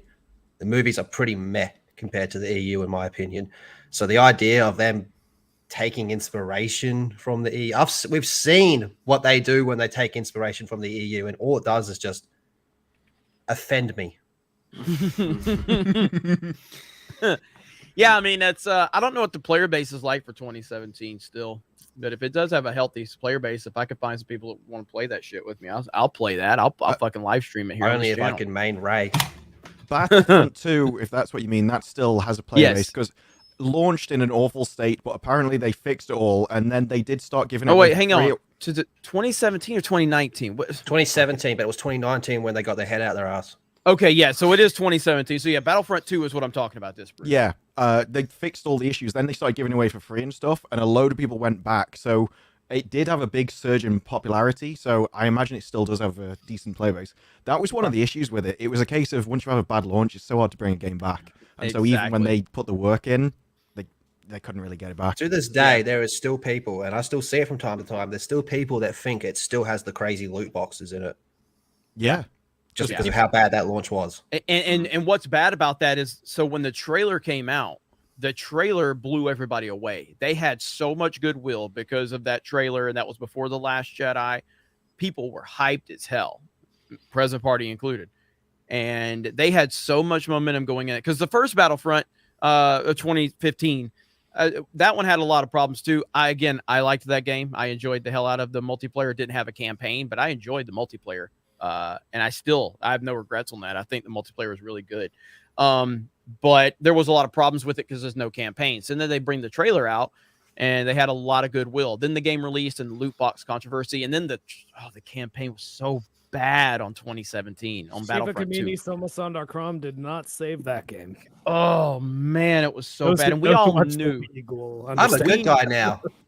But yeah, yeah. 2 missions in, like that's like it was like no time at all. It was just like, hey, like we're the elite, like the elite commandos of the Imperials, and it's like, hey, we're gonna kill a bunch of civilians on this planet. All right, we're good. And then the guys. first level, we got to defend the Death Star. We're all defending the Death Star. Fuck them Ewoks. We're prepared to blow this whole thing up. It's all cool. Oh, but now I'm a good guy. She like, looks up at the Death Star exploding, and she's like crying. Yeah, yeah. my Emperor. All My those Emperor. stormtroopers that died. Now I'm gonna fucking kill some of them. Yeah, because... it was so bad, dude. And, it and was. I even disagreed with, and I was Team Ryan on this one. They're like, fuck Luke Skywalker in that game. He killed bugs. All he did was kill bugs. Oh, Yeah, Battlefront 2 got Luke Skywalker right. Yeah, man. He's straight up bug Well, repellent. the bar is so low. The bar was so low at this point. That's kind of what it was. It was He put his hand on a stormtrooper and said something nice to him. Luke didn't drink green titty milk. That was essentially what people are saying. He didn't drink green titty milk. So all of the hero missions in that campaign were so low effort. They It was were just so like, bad. Oh yeah, now you're playing as Lando, and you're at some random droid factory on Sullust for no reason, and it's just run around. And by the way, you can buy him for $10 in the store to use in multiplayer. I see Or WrestleMania Battlefront 2 has the worst gunplay of any modern shooter. The gunplay is not great. I'm not gonna. It's not good. I will say from the graphics, and I'm not a graphics whore, but my God, that game is fucking gorgeous, dude. I mean, Battlefront 2 is gorgeous, and it captures the Star Wars universe as good as any game that I've seen. Like the sound, the aesthetic of it, everything, it captures it. But yeah, you're right. The gunplay is not good at all. Battlefront 2. Battlefront 2 was one of the first games to use the technology where they sort of take photographs of things in real life and then map it onto an in-game thing. That's why the graphics look so good. Yeah, they just said what they'd go off into sort of an ice field and just that would turned into the actual map. It was incredible tech. Yeah. All right. So we've got Abomination AG. All step. No diversity in the stream. Birdman hand rub. Bring me on, Jeremy. P.S. Pokemon sucks. We should have had a game at this level. Well, Johnny is identifying as a black female today, so we're kind of covered. I'm legitimately quarter Mexican, so there you go. There we go. We're covered. I am a minority. Thank you. Let's see. Alpha Silva says, "Where are the Tifa photos? Hope Italy. Microsoft brings back Pitfall Harry." Where, Mark? In Italy. Oh, in Italy, yes. Yeah. Also, my I'll tell you phone. where they're not. Yeah, I heard channel. that. Yeah. Lethal can't even upload a My Channel's Under Attack video. Yeah. Dante Rage, Ryan, what are your thoughts on the M14? I just inherited one from my grandfather, along with 4 revolvers and a 12 gauge and 2 other rifles. Well, I will get Ryan to get back to you on that, but congrats on that. I like the M14. I think it is a well-built firearm, very powerful, extremely heavy though. That's a hella good pickup right there. Mark, did we just become best friends? Awesome. Larry, member for 11 months. Glad to be a member. Game on. Well, we are happy to have you back. We are happy to be here. Samuel Myth says, I know most of you aren't into Star Wars these days because just got done talking about it, but if you had a choice to bring back a canceled LucasArts project, what game would it be? 1313 for me. I saw the footage of just a few days ago, there was more footage of 1313 that we saw. It looks incredible. Yeah. Oh man, it looks incredible. Like, let me see if I can find that. I don't know. I guess while you're looking for that, mine I'd probably still go with Imperial Commando, the Republic Commando 2. If it could be anything that was cancelled, I would go with Sword of the Jedi trilogy. Let's see. I mean, I don't know about cancelled for me. Depends how you define it, but any game would be a new Jedi Knight game. That would be it for me. Or Knights of the Old Republic. I'd take either. All right, I'm not. Yeah, I guess KOTOR 3 they kind of just spun into the Old Republic apparently. Yeah. I'm not gonna play the audio from this because I'm assuming it's fine to play this, but get us. So this is pretty cool though. This is a couple days ago, so and you know it's wait till you see. There's obviously a lot that's not finished, but if you just Look at this, man. Like, this looks cool. It's already better than the Book of Boba Fett. It really is. Yeah. This dude walks like a real Mandalorian. Yeah. It is already better than Book of Boba Fett. Yeah, this looks great, man. You know, this had so much very, very Uncharted. Mm-hmm. Yeah, look at that cityscape, man. That's Star Wars. Mm-hmm. Like, this looks great. Yeah, that looks awesome. It does. Like, So you've seen the old Battlefront 3 footage? Mm-hmm. That looked amazing, man. Space to ground. Yep. Yeah, And with even some polish. Oh man. But like this, the fact that this is something that got canceled, and you see what we've gotten, it's just so frustrating, man. You just need someone just to drop a USB somewhere and go, hey guys, if you guys want to, make some fan mod off this. I didn't see it. Man. Well, I mean, now they're gonna have to because Disney wants everything to be in their canon. Everything that happens in Book of Boba Fett would have to be referenced if they ever do actually make 1313. Yeah. So there you go, right there. So I would say 1313 after seeing that is definitely something I would say I would want out of canceled projects. I'm on board for that right there. Yeah, I mean it's not Jakku, it's not actually taking place in Jakku, shockingly enough. Ruben, my monitor and desk finally arrived from Chicago. I am ready to game and talk shit with my bros and be part of the based alphas of Geeks and Gamers. Hell yeah. Ready to party in Orlando and have fun. Hail to the panel and chat. Thank you, Ruben. That is awesome. And that's what it's all about, man. That's what it's all about. Just screaming at each other and yelling at each other. And that's what we do. That's what we do on Sundays. Best Star Wars FPS is Republic Commando. I think Mark's going to agree with you on that. Although, I wouldn't really call Jedi Outcast an FPS, although it kind of is an FPS for a good chunk of the game. But yeah, I'm half on Disparu's team.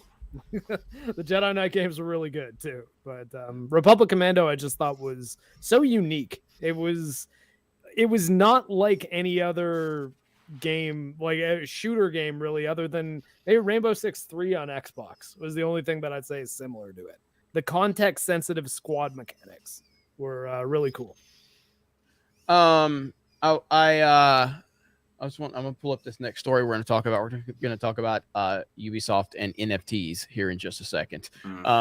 Mike Hill, they need to bring back Shadows of the Empire, best Star Wars game I had played. Great game. It does not hold up very well. Most N64 games don't hold up well. You know what I mean? They really don't. I mean, and I say that as someone that loves the 64. I'm not hating on it, and I would never upset Johnny because Johnny gonna come through the camera. I just accept that it all depends on whether or not you're from that era. Like, people look at like the greatest N64 games and they go, well, it doesn't age well. I'm like, well, it has in my mind, because back in the day I remember what this was like, and so I still see it that way. But I understand it. You got to understand the time frame it was. I got Diddy 3D. I got Diddy Kong Racing playing behind me. That's so, dude, I would give my left nut if they would bring Diddy Kong back remastered. Like, seriously, give me this remastered with online play. What are we doing here? Why is this not a thing? But we're also Nintendo fans. We've been losing the freaking graphics battle forever. As long as consoles have been a thing, we've been losing that. It's not about that for us. Mm-hmm. DCG. Hey, Mark, have you seen any Freedom Truckers yet?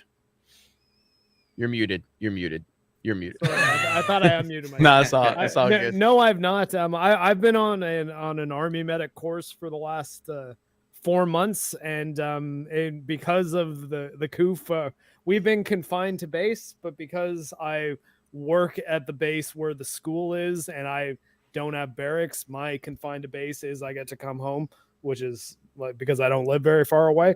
But technically, I'm not really allowed to like leave my house or unless I need to get like groceries. I gotta keep it to a tight area. But only 2 weeks left on the course, and then I'll have a bit more freedom, so maybe I can go check out what's been making the supply line so disastrous.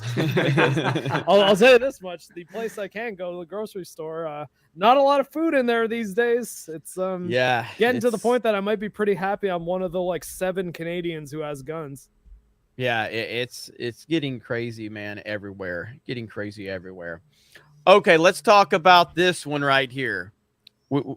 These executives are never going to learn their lesson. They're never going to learn their lesson. Now, I am not an expert on NFTs. I think Disparu and Mark know enough about it to kind of carry this conversation through. But Ubisoft has been and they're not the only ones, but my God, I mean, the way that they are pushing NFTs right now. So basically, the executive says that the users don't get it in extraordinary NFT interview, and it's just like, my God. So it's really, for them, it's really beneficial, but they don't get it for now. Telling your customers that they don't get it is the worst thing you can do. It means that you are not doing a good enough job of conveying the message, if that's the case. You're essentially saying, now, Mark, I think you have said like their marketing has just been atrocious lately. Yeah, Ubisoft's PR is like they need to fire their entire PR department. Because every time they make any announcement, they do it in the most horrible consumer relations way you can possibly imagine. They make everything sound terrible, and when they get called on it, they're just like, "You're just too stupid to understand. It's not our fault." This is the most basic stuff, though. Like, what happened to the customer is always right. Like, I don't understand this. Imagine being so wrong that Kotaku is right. Yeah. I was about to say, I was like, as much as I really don't like Luke Plunkett, the guy who wrote that article, but him using the Seymour Skinner, am I so out of touch? No. Well, the thing is, children who are wrong. Like that's a good thumbnail for that. The thing is, even in their description of it, they're going, they just don't get it because, they can sell all of their stuff, they can sell the games, they can sell their items, they can sell their accounts, it'll be fine, it'll be amazing for them. It's like, yeah, but that's not what you're selling. All you were selling were helmets with a number on. Nobody wanted them because it was exactly the same, and any benefits that NFTs can actually have for people weren't even included in this. And then they just go, you just don't understand them, they're amazing. It's like, well, there are advantages that people can have for them, and you weren't providing them, and then you complained that they didn't take your crap little microtransaction version of it and just, I don't know, thank you for it. I don't know the reaction they were expecting. It's like people essentially said, this is a scam, you're taking advantage of us, and then they went, you just don't understand it. It's so great for you. While trying to take advantage of them with the worst way possible. It was... I don't understand the response. It's astonishing. So basically, it says Ubisoft's official foray into the world of NFTs hasn't had the best start. The announcement was trashed by fans, and the company's garbage NFTs were largely ignored upon release. In a new interview with the Australian site Finder, though, Ubisoft say the blame for this lies on us, not them. In an extraordinary interview to behold from top to bottom, it begins, for example, with, and then they just kind of go into, there's a lot to this article that I'm not going to read the entire thing, and get into all of that. But essentially, yes, they're basically saying that they don't understand it, and it's their fault. This is not the business model you want to have. So now let's talk about NFTs a little bit, and I want to toss this over to kind of Disparu and Mark, and I don't know if Johnny and Lethan know a lot about the NFT stuff. All I know is they're for dumb people. I mean, in their current iteration. Yeah, well, yeah. I'll draw you a monkey and sell it. That's the thing. I think that the correct context of that is there are dumb people who have either tried to, or in a lot of cases have gotten rich by speculating NFTs. And but basically, I think that before, just so our audience doesn't get totally confused, what an NFT is, in its most simple form of description, is a certificate of authenticity that says that you own a digital item. So I think that once you get into talking about microtransactions and the way Ubisoft was doing it with, like, you have unique guns in Ghost Recon Breakpoint or whatever, like that was kind of stupid of them to do that. The best way to think of it in a way that could be beneficial is if your PlayStation library or your Steam library was tied to an NFT, you would be able to sell your entire collection of digital games to someone else if you wanted to. Or if each item on there was basically backed by an NFT, you could decide to sell a game that you don't want to play anymore. And it basically is a way for them to commodify digital products into something that can be resold or given to other people. and like, but the biggest argument against them is often, well, can Steam just implement the ability to sell your games back? And yes, the answer is yes, they could. Any of these companies could do this without the NFT technology, but the NFT aspect of it makes it a lot more secure because you would actually be able to look at the blockchain record of that transaction and know that if you say, I don't know, paid $10,000 for Jeremy's D-Day Cobra sweater that he's been using in Warzone or something like that, you would actually be able to verify that is the actual Jeremy's D-Day Cobra sweater and not some other person who just made one and tried to sell it to you. So it's a security thing more than anything else. But the NFT is not the digital item itself or the picture or the JPEG. It's the certificate that says this is the real one and you own it. Yeah, and you've got esports. There's a ton of optics problems with NFTs, and the problem, I think a lot of it is that a lot of these greedy ass video game companies are doing everything they can to take full advantage of it. And before I let Disparu go, this is so damn funny, and this just kind of shows you right here with the problem with the NFTs, like how people view them. Like this is gold right here. So Kyle Rittenhouse says, looking at NFTs, dropping my first one soon. This guy says, I can excuse killing people, but I draw the line at NFTs. Shoe on Head had a good response to that. She's like, Kyle, I defended you. Don't do this. It's so good. It's so good. But anyway, Disparu, go ahead.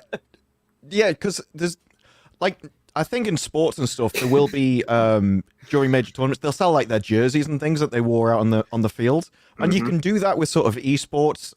If there was like custom skins for the final of a tournament, there'd only be like 6 from each side that could then get sold off.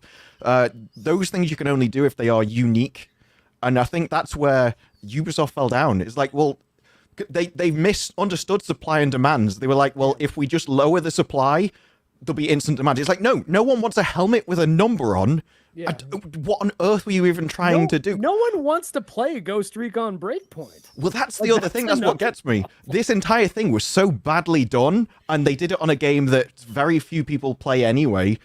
It's almost like this was the sacrificial lamb. Like, they got people used to NFTs, and they did it so bad, and then they'll slightly improve it on something else and go, look, we're really moving ahead now. Can you see it? Can you see it? And they just blame people and get them sort of used to it and slowly, over time, introduce it more and more. Because I do think you're going to have a lot more people doing this, and I think, obviously, there's going to be better... This is probably the worst way you could possibly have implemented them. This was the horse armor of the, like, NFTs. It really was. Yeah. This was bad. This was bad on so many levels. I think NFTs are something that are going to be part of, gaming and pretty much everything moving forward, as much as, and I don't know a lot about them. I'm making that assumption based on everything I'm seeing. It's out there, and they are making money for people.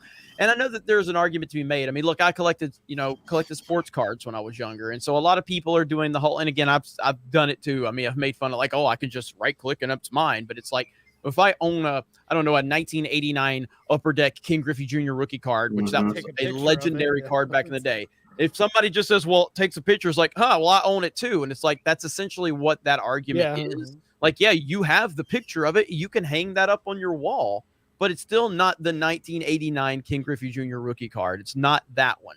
So I understand it from that standpoint. And I think Mark is one of the people. There's a couple people that have, explained it to me from that perspective. So I totally understand that. But moving forward with how these game companies are handling it, like, it's just, they're all greedy bastards, and they overdo everything. And for that executive to say simply, oh, gamers just don't understand it because they're stupid. No, what I think is funny about the statement is he's not really wrong. It's that people don't understand it yet. But the thing is, if you come out and say, well, see, the thing is they're great, you just don't get it, you come off as a smug asshole. You don't come off as someone who's saying like, yeah, we're trying to introduce this controversial new technology. I'm hearing some noise in the background. It's not me. I'm hearing it too. It's like a whistling. Yeah. Who that is. His no, it's not me. No? I can hear it. It's like some whistling or something. I don't know what that is. I'm hearing it, and it might have been my dog Harley, but she's nowhere to be found. I muted my mic for a bit, so if it didn't stop, it's not me. All right, no problem. Okay, but what I'm saying though is that you have to figure out a way to introduce that kind of technology into a realm like gaming, where you're going to have a lot of people who are pretty happy with certain ways that the industry is going, and things like how they buy their games, how they buy new items and downloadable content in games. If you want to commodify that and make those things more valuable or more secure, I think the best way to do it would be to say, hey, you know how we have a terms of service that if you, I don't know, say a gamer word in the middle of a game, we can just delete your entire account. If your games and your purchases were tied to an NFT, they could block you from using their services, but they wouldn't be able to take your purchases away. You would be able to resell those purchases to somebody else because it's a product that you own. It would kind of be like the same thing as having a physical game, where if Microsoft bans you from Xbox Live, they don't also send people to your house to go take your copy of Gears of War. Like that's just not a thing that will ever happen. So and I'd have a skin for a game that I can't play. Maybe, but you could sell the skin. Yeah, So- I don't like that. But Lethal, you can still get banned from the game now. It's just now you cannot resell any of the things that you own. And by the way, that copy that you own, it's useless because you're banned. but know I what I keep mean? the skin that I bought. So yeah, I get you. I don't like it. Well, To me, I mean, it's that the skin that you bought has value. So if you say started another account, or your son had an account and you wanted to just give all your games to him, or I don't know, your best friend, whatever, Lethal. You look so like, I don't know if you have a kid or not, but I'm going to assume not no. what I know of. Okay, my point is, it's the idea that you can actually transfer ownership of the digital products, because those products have a thing which identifies them as an item and not just a copy or a license that you've bought access to from a game company. It's more like you actually own the game. So Let me ask you this. And Johnny, I think it's yours. Weird. Think. Okay. I don't know if it, but just mute when you're not talking is all. And yeah. Okay. So with I do want to know, because Mark and Disper both have talked to them about this before, about NFTs and stuff. But like moving forward, do you guys think that NFTs will be a net positive for gaming or a net negative for gaming? I think Too that's early the to tell. biggest question. Definitely could go either way. Like, That's not an answer, Mark. I'm Well, kidding. it's that's the thing. It's right now you can't tell. If it's all just going to be implemented the way Ubisoft was trying to do it, definitely a net negative. If they start doing things like implementing it to give more security and commodification to the actual games that you're purchasing and your account. Like, I mean, my Steam account has like 900 games on it. So if I one day just decided, hey, I'm done with video games, these terms of service for all of these companies is you can't just give your account to someone. Like, technically, that's not something you're allowed to do.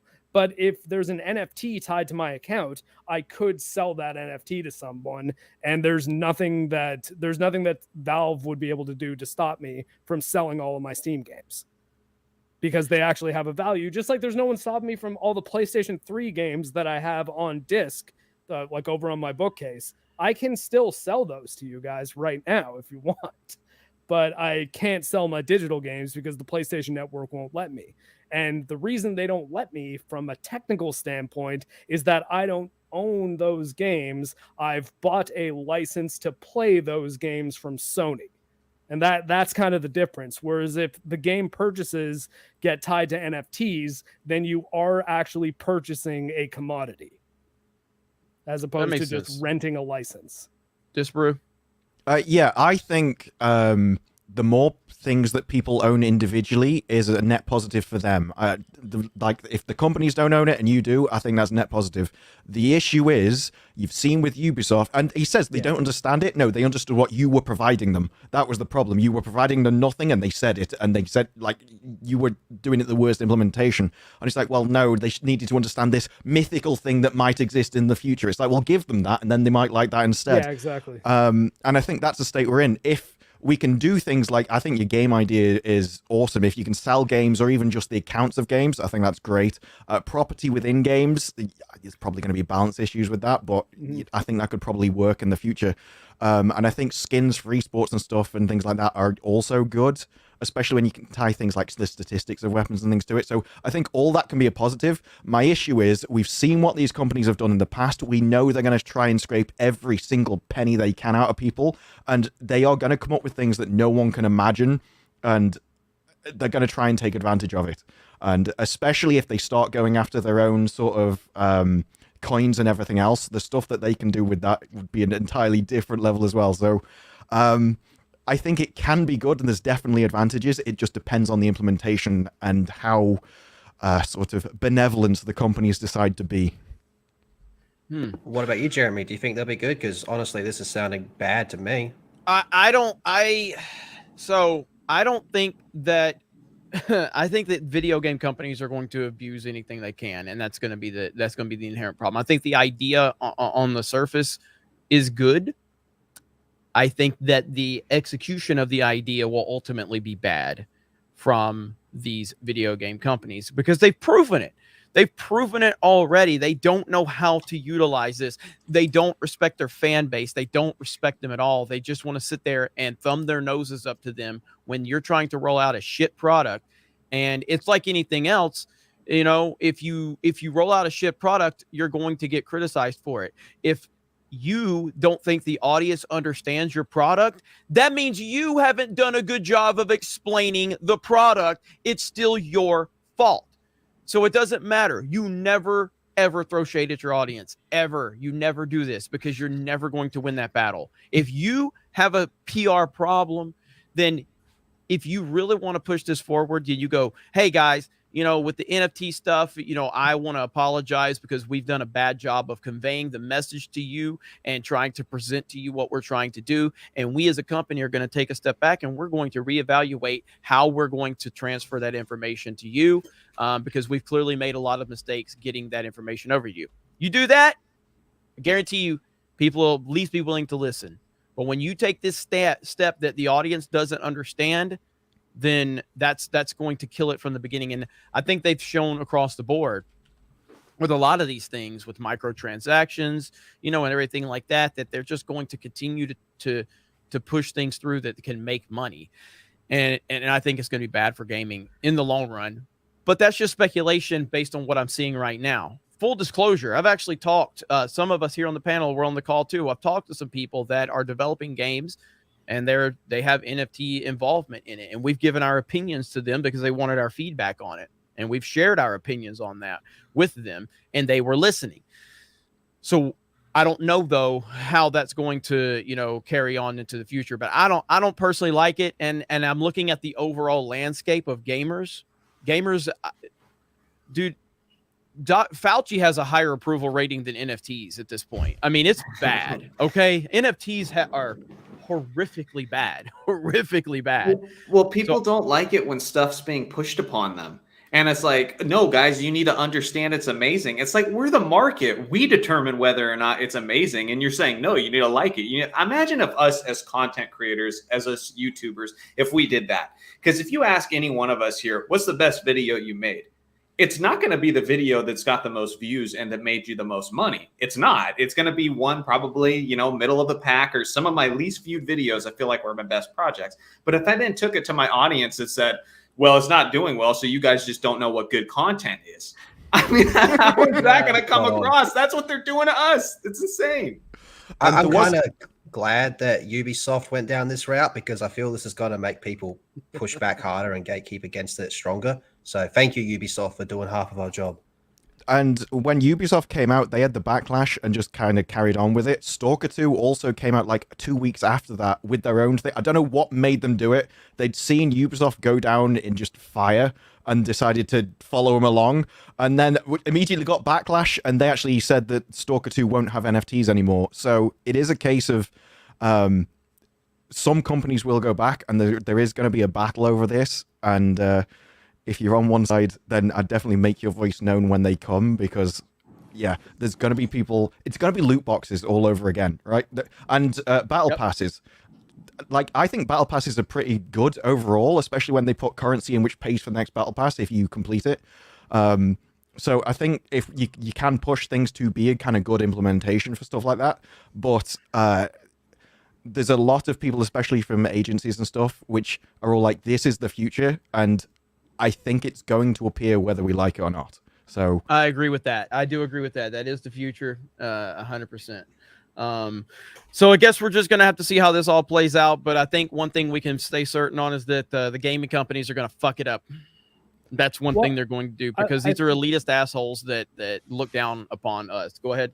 Ron, I think if they do fuck it up, it won't be the future, because I think that's sort of the like point I was trying to get at. That I think that if Ubisoft said, hey, guess what? Every single game you buy from Ubisoft now is tied to an NFT. You can resell it or give it away if you want. It's just a product you own.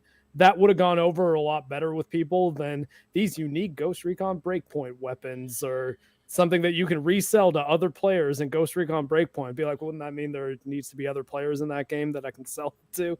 But I just think that they would have need to have this idea fully cooked before they tried to serve it to anybody. And they hardly even got the prep work done, and then we're just like, hey, by the way, Ubisoft Quartz NFTs, go for it. And it's like, no. Yeah, it's going to be interesting. I think we're gonna see a lot of bad decisions made by these gaming companies. So moving forward, James, she is here. She's right here. She's right there. See, there's Krista. Okay, bye, Krista. She tried to talk. Hang on. Hi, Krista. I just said beep bye. Bye. And she's gone. All right. Anyway, so next topic, and I'm going to get to a couple super chats, and then we're going to talk about the broken state of Halo Infinite, Big Team Battle, and Warzone. Disaster. But you know what's not broken? Splatoon 2, baby. Working just fine. And I'm going to get Lethal Lightning on it. He's going to be sniping. I can't, dude, I'm serious. Just imagining Lethal Lightning. You're muted, Lethal. Imagining you sniping on Splatoon 2. I said I'm gonna water park the fuck out of all of you. Water park. Hell yeah. Water park. Never Are lost. you familiar with the water park, Mark Cyborg? Are you familiar with this? Is that just a level in Splatoon 2? No. Well, so what level in Mario Kart 8? Water park. And so Lethal is I don't think I ever see him when we race, because I'm always up front, but he claims he's never lost on water park. Never. Park. I've tried to. You tried to lose and you still haven't. Do it. Yeah. I'm a witness. He's never lost. Thank you, Johnny. Ever. Undefeated. Disparu was there. Sorry, wasn't there. I've seen you lose and then immediately go, I won that one. It's like, are we watching the same stream? Disparu wasn't there. And to prove it, there's a good chance I might pop on this month. Well, it's Monday for me. I might pop on just to prove it. I doubt it. What, that I can't lose? I doubt you'll show up, and I doubt you'll even place higher than 8th. I'm setting an alarm. I'm going to make a point of this. You just... I'm not worried about it. I'm not worried about it. I'm not worried about it. Chris says, I loved playing Star Wars Battlefront, Empire at War, and Battleground. We'll love to see these games return with great campaigns along with 1313. Yeah, I think I just don't. It's hard, man, because it's hard to have faith, if anything, Disney Star Wars moving forward. Because there's so many great games in the past with Star Wars. It's sad to see where we are. SPD Girl says, thinking of getting a gaming laptop, what size RAM should I get? Mark? 16. I'd recommend 16 gigs to be the target for RAM for gaming. You can get away with 8, but 16 will put you in a better spot. Yeah, I mean, I have a laptop that I just use for recording and things like that. So I don't play. If I do play games on that aren't on console, it's here on my ridiculously overpriced computer. Or whatever. I wouldn't say overpriced. I paid a lot of money for this fucking computer. I'll say that. Mark bullied me into it. But you know, you're not getting your money's worth out of it because you play everything on consoles. I want to play Titanfall. I want to play North Star, and I know you sent me all the details on it. So I'm telling you, you got to learn how to play with a mouse and keyboard, or you're gonna get wrecked. Have you guys seen? So have you guys seen that? Has everybody here seen that Titanfall trailer? Titanfall trailer. Yeah. Some modders save Titanfall 2's multiplayer. It's functional again, but you have to install a mod. It's like private games, so look at this real quick. Yeah. Look at this. Look at this. This is so good. They've added new game modes and everything. I'm not going to play audio because it's got a Kanye song in it, I think. This is fantastic. This is fantastic. Like how the hell I want to play it so bad. I don't know how reliable it is. If it's private lobbies, can anyone just jump into like a kind of like a public game? Yeah, I'm not 100% sure of that. I haven't played around with it too much. I just figured out how to get it installed to show Jeremy. Yeah, so look, and it's got all these different modes and stuff like that. So you got custom servers, so you're not going to get DDoSed. Oh, so it's a server browser there. Yeah, that's cool. So you got there's all type of new modes that they've added, and it just like it looks so damn good. God, this game's so good. Titanfall's so fantastic. They got this mode called Fastball. You got free for all. You get it. Have a free for all mode, did it? There's Fastball right there, and then this next one, Infection, I think is what it's called. You got Gun Game, and then there's another one. It's like you're trying to run from, Infection right there. I mean, there's just this looks incredible, dude. Like, look at this shit, and I love the grapple in the end right here. God, how did they let this game die? That's the thing about PC gaming, though. If what the developers do not do, if the game has a community, then the modding community will often pick up the slack. Community of modders. Modding was always the best thing about PC. Right here, like not having modding for every game is a disaster. Yeah. Especially as the game ages. I find that's actually I did buy an older game that I meant to try out, and looking up some of the forums for it, its prototype is like an older superhero kind of game. But when games start to have a lack of compatibility on new operating systems, or if say they just look kind of old, like Force Unleashed, for example, was capped at 30 frames a second and 720p resolution, but I pawed on like ModDB and Nexus for maybe 10 minutes. And I was like, okay, so copy these files, download them, put these into that folder. Boom. Now Force Unleashed runs at 4K, 60 frames a second. And it's like, and it's why I always find it funny when Sony is like, good news, we've released Uncharted 4 and Uncharted Lost Legacy again, and for $10 you can get it upgraded to play it with the new graphics on your PS5. And it's like, okay, Sony, sure, yeah. Well, it was the same with Skyrim. Skyrim would release and go, oh, look at all the better graphics, and like, firstly, that looks worse than some of the mods, and it turns out they just use the mods and put it in their own game anyway, and go, here's our version of it. It's like, no, you're not even doing anything. Mark, you'll be happy. I installed my first mod the other day. What is it? Oh, you got addicted. It's costumes on Street Fighter 5. I can only imagine. Don't share. Let's see. Alpha Suma says, so where do I get the Tifa NFT? Lethal, I'm sure you know. Lethal Lightning 117 at gmail.com. I'll get back to you in a bit. Doesn't Lethal already own them all and doesn't want to give them up? That's what I assume. Yeah, that's true. Let's see. Christopher says, hey, Mark, have you heard anything of that Legend of Zelda Ocarina of Time PC port? I mean, I've played Ocarina of Time on PC. So it wasn't an official port, but that's another thing with PCs, you can emulate it. So I think Uche said he's played Pokemon, the new Pokemon game on PC. I don't know how he pulled that one off. So well, I mean, if you have to modify the firmware of a Switch, buy a copy of the game, and then use that to rip a ROM of the game, that is probably the most legal way to go about it. There are obviously more gray market ways that you can download the game illegally, but I can't support or condone that. But the Ryu Jinx emulator, like Ryu, like the character from Street Fighter, RYU, and then JINX, that's the Switch emulator. I've played Metroid Dread on it 3 times, and it's awesome. It's Metroid Dread running at 4K perfectly. Didn't have to do much of the frame rate, though. That's the one thing I really liked about Dread. Even on Switch, holds a solid 60 the whole game. Dread. You're a solid 60 to me. Dread is so good. If you have not played a Metroid Dread, What are you doing with your life? And we're going to talk about Metroid here in just a minute. Mike says that Regal is giving out free NFTs when you purchase tickets to see Moonfall in IMAX. Well, free NFTs are a good thing, Ubisoft. What is it an NFT of, though? I don't know. Is it Popcorn. an I'm gonna NFT of screenshot your it. movie ticket? Like, Popcorn, you maybe. actually, for real, went to this movie. No one can take that from you. All right, let's talk about this Metroid Prime stuff real quick, because I know, Johnny, didn't you do the video on that? Yeah, as Okay. far as now they're hiring. Yes, people, yes. so. So give us a little backstory on this. Mark is very much a big fan of the whole process of Metroid Prime 4 and the announcement. Mark was really excited. He was cheering from the rooftops. He really loves when Nintendo does that. So Well, it's more that it blows my mind when announcements like that happen, and you got people like Jeremy being like, "Nintendo just won E3, baby! Boom!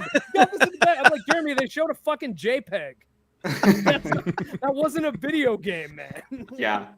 No, I'm actually with Mark on this one. I have definitely, after this whole Metroid Prime thing, I'm definitely with Mark, because I don't want them to rush the game. I really don't, but they just announced it too soon. So anyway, here's the gist of what happened.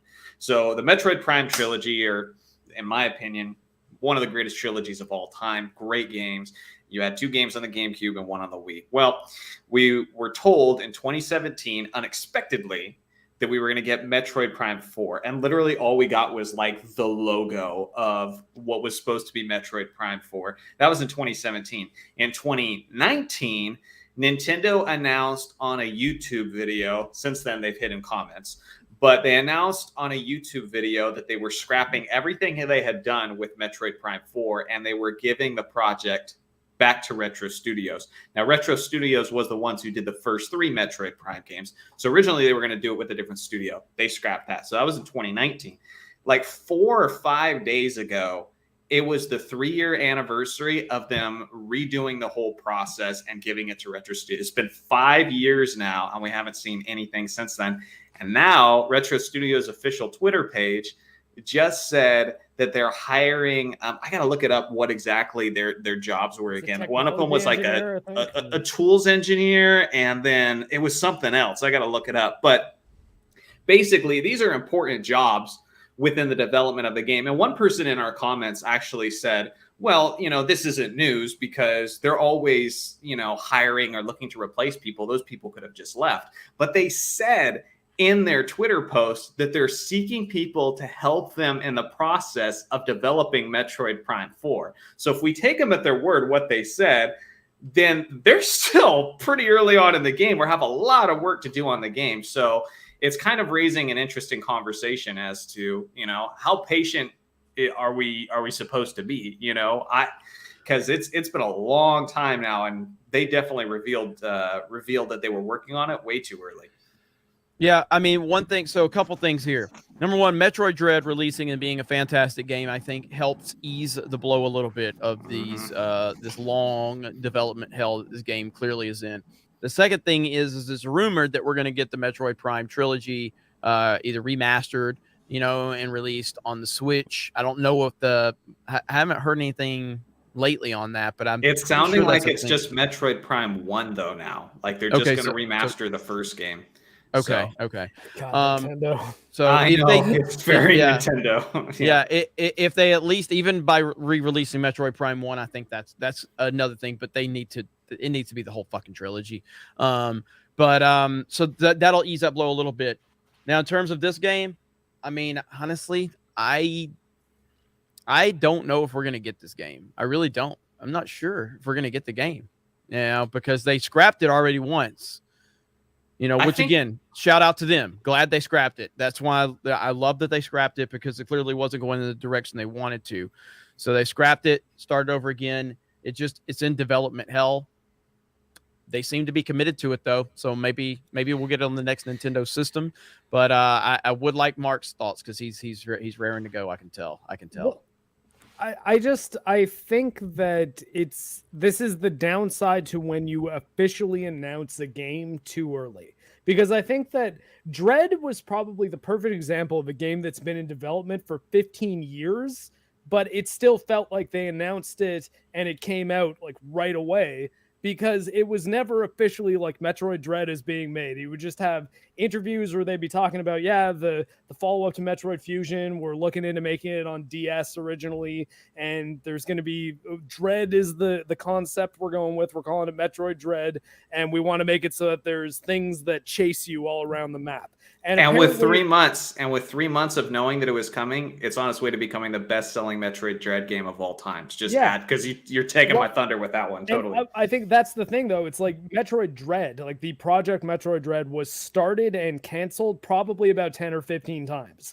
Or maybe not that many, maybe like 5 to 10 times over the last 15 years, because they would keep on being like, it's not quite there. The technology is not there. We can't do this. We got to move it to the next thing. And then they had Mercury Steam make that remake of Metroid 2, which I don't think the Mercury Steam remake is great. I think it's okay, but I think the 3DS is also kind of just a weird platform. But at least they saw the seeds of like, okay, this is the team that might actually be able to make Dread. They didn't tell anybody about it. And then they finally announced her at, what was it, at E3, or was it a Nintendo Direct around E3? Does anyone remember? It was a direct. It was a direct that they announced Dread. But it was in like July, right? Like it wasn't too far away, and they're like, and this game's coming out in October. Boom. Mm-hmm. It's like they're basically announced it officially when it was a game that was basically done. And they're like, okay, now get excited. You can pre-order it today. Get ready to play some Metroid. And I just think that's the same series, 2 different games, and there's the polar opposite types of the best way to announce a game and the worst way. And Metroid Prime 4, I think, is the worst way. That being said, I do like that Retro came back for it, because I didn't play any of their Donkey Kong games, but they're great. I mean, sure, but if you said, hey, guess what? You can have a new Donkey Kong Country game or a new Metroid Prime game, I wouldn't have to think twice about what my answer was going to be. Yeah, no, I agree. Sam is hanging out by me. I'm happy the Donkey Kong Country fans got something good, but I don't know. I don't know that their talent was best being utilized there. Yeah, but it's sales. I mean, the Metroid games have always been criminally underrated, and they just never had the sales to back it. But now I feel like they're sensing all this forward momentum, which is a big reason why, unlike Jeremy, I absolutely think it's going to happen. After Metroid Dread won an award, it's winning awards. It's on its way, very close already, to being the best-selling Metroid game of all time. And with the remaster coming out, it feels like they're building up to something. Now, what I would agree with Jeremy with is just I'm not totally convinced that we'll see it on the Switch. If they come out with a Switch 2 or something else at some point, they might just try to bundle it into some sort of launch release and really. It's not a system seller, though. It's not a system seller. Yeah, Metroid but you could do different kind of. But you could do different kind of bundles. They've done that before, where it's like you have an Animal Crossing, you have like a Mario Kart one. They could do a Metroid version and then just have other versions too. It could be I just can't see Metroid being anything that could be a system seller to start a console generation. I just don't. It's not. But I mean, I just think, and I'm not convinced. Like, I don't know, man. I think the Switch still has 3 to 5 years left. I really do, dude. It is selling like fucking crazy. It's not stopping. It's crazy. Well, that doesn't mean that Nintendo's games are best represented on that hardware. Like, look at the new Pokemon game. Like not shit, great. No, exactly. No, it doesn't have great graphics. It doesn't run particularly great. It's going to sell 20 million copies probably. I don't think that is the best argument for why that's a good thing.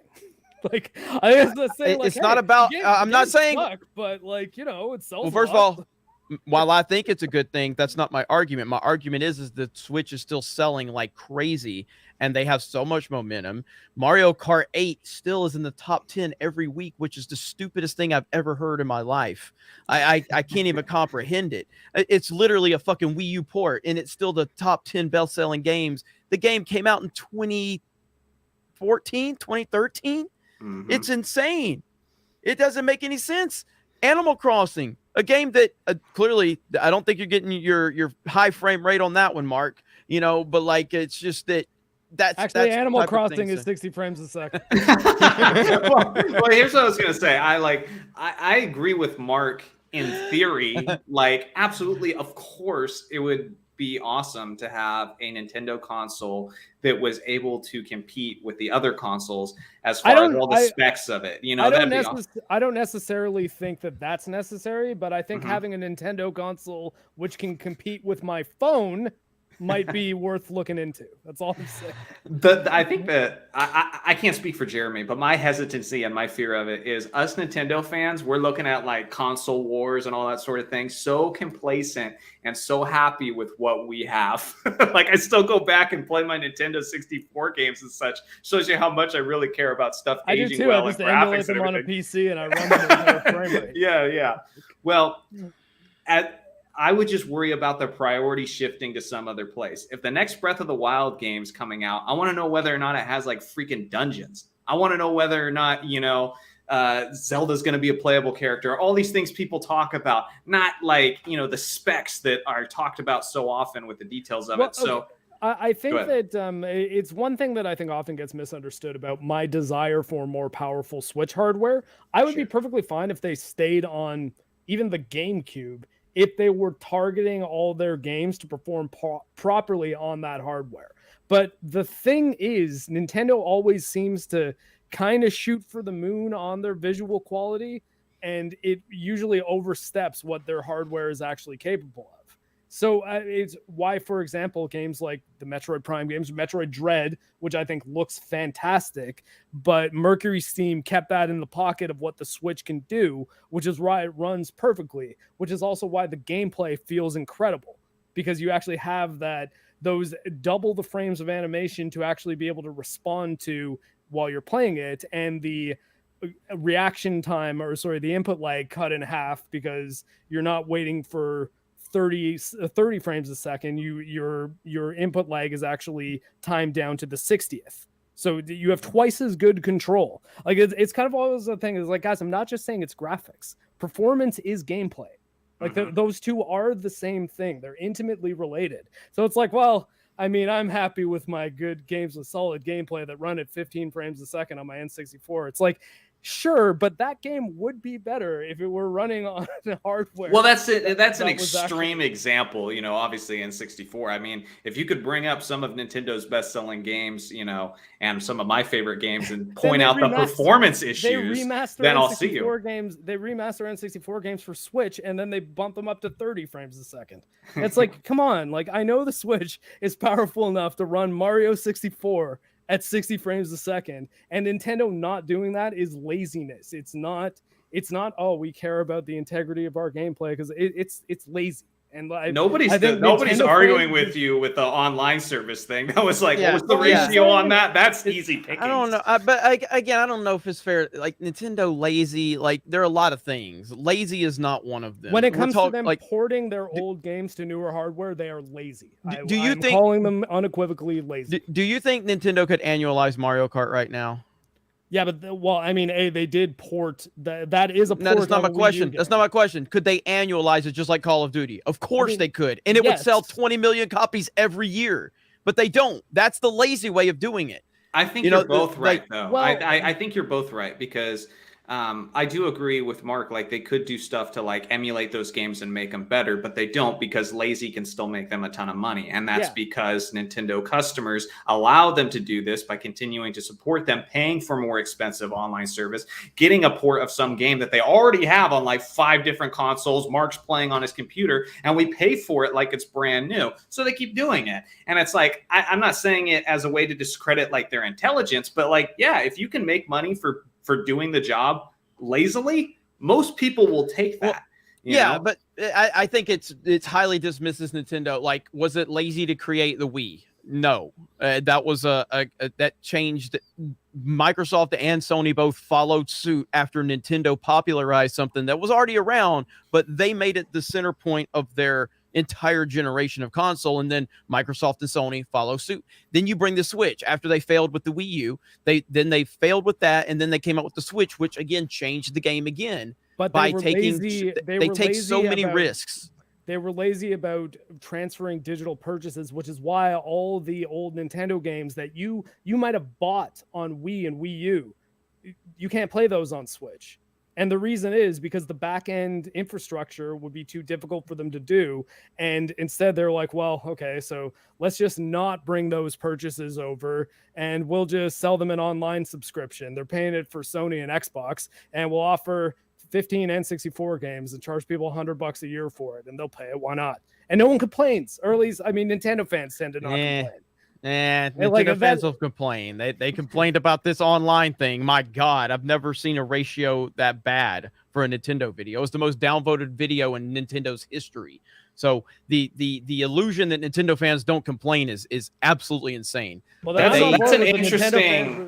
that's an interesting observation of like the narrative, because I've even heard the opposite sometimes. Like Nintendo fans are never happy with anything. You get like 80 bazillion characters in Smash Brothers, and everybody's like, "Where the heck is Waluigi?" You know, it's like, who gives a frick about Waluigi? But Nintendo fans will go riot over it. The narrative that Nintendo fans don't complain is false. It's absolutely false. Here, but from microcosm of Nintendo's laziness, to focus it back on the Metroid thing, which was our topic. Yeah, it's ridiculous that after Metroid Dread came out, all the people who want to, maybe Metroid Dread was their first Metroid game, they can play Metroid and Super Metroid on the Nintendo Online service, and that's it. Yeah. There's intimate things about the story of Metroid Dread are tied into Metroid Fusion. Yes. You can't play Metroid Fusion on Switch right now for no reason, because you could port Metroid Fusion to Switch. I could probably do it in an hour, and I don't know how to code. So in that hour, I would learn how to code. I could learn how to code and then port it myself. Like it's a game that you could fit it on like a floppy disk. It's like 2 megs. Yeah, I think the argument, I just don't like the term lazy with Nintendo. Weird, out of touch, 100%. They are out of touch. They're weird. They make strange decisions. They are sometimes aloof from reality. You know, they clearly are they're 20 years behind the online boom. But lazy, I don't think they're lazy. I think that they are weird as fuck. You wouldn't admit that some of these emulation projects are half-assed, though? I mean, isn't that just kind of a branch off of lazy? Again, it's anything else. I mean, it depends on how you want to define it. I mean, what is lazy? Is lazy releasing Call of Duty every single year with little to no upgrades? Yeah. Is lazy giving us the PlayStation Move and the Xbox Connect after Nintendo popularized that? Yes. Well, so, I mean, there's always laziness you can point to. Went into those things. Like lazy would actually be not bothering, even if your audience is demanding that you do. My point is would those things exist on PlayStation if the Wii wasn't successful? If you want me to actually focus it again on the same point I was talking about, Sony is equally lazy when it comes to backwards compatibility. Like, I mean, granted, they got a little less lazy this time around with PS4 and PS5, but I would say it's not. It's stupid that we have God of War Ragnarok coming out. God of War 4, which I mean, I recently played and got to the point of God of War 4 where it directly references the previous trilogy, and you can't play the previous trilogy on modern PlayStation hardware. So you can play free. Even what you just said about, I don't necessarily put that as lazy. They see easy money, and they're taking advantage of it. That's leaving money on the table. That's actually not taking the easy money because you're too lazy to do the work it's going to take. I'll give you an example of how it works. Mark, take Nintendo games and sports games. I mean, as a guy who's, I have a big basketball channel. That's how I even earned my footing on this team, was being subscribe to Johnny Arnett. Subscribe to Johnny Arnett. He doesn't like promoting his channel. But no, I don't, because I'm talking to nerds. I'm not trying to promote sport. That's why. But anyway, I have a big basketball channel, but I'm also a big Nintendo fan. There isn't much overlap with us. But anyway, there is, like, anytime there's a Madden game or a NBA 2K game or anything like that is on the Switch, it's basically just universally accepted. You just don't play those games on the Switch because they can't run with all the specs. They're garbage. It's seriously like you're a console or a generation behind, because the Switch just doesn't do those games justice. Now, those games and those franchises have some issues within themselves going on lately. But my point remains the same, that like there's a lot of money. If Nintendo, you know, took that extra step and they could, you know, if they could meet a lot of what Mark wants, they could make more money because now those games are selling and they've reached a bigger market and a bigger audience. But I just don't play those games on my Switch, and so you don't hear me complaining about it much. I've just accepted it at this point.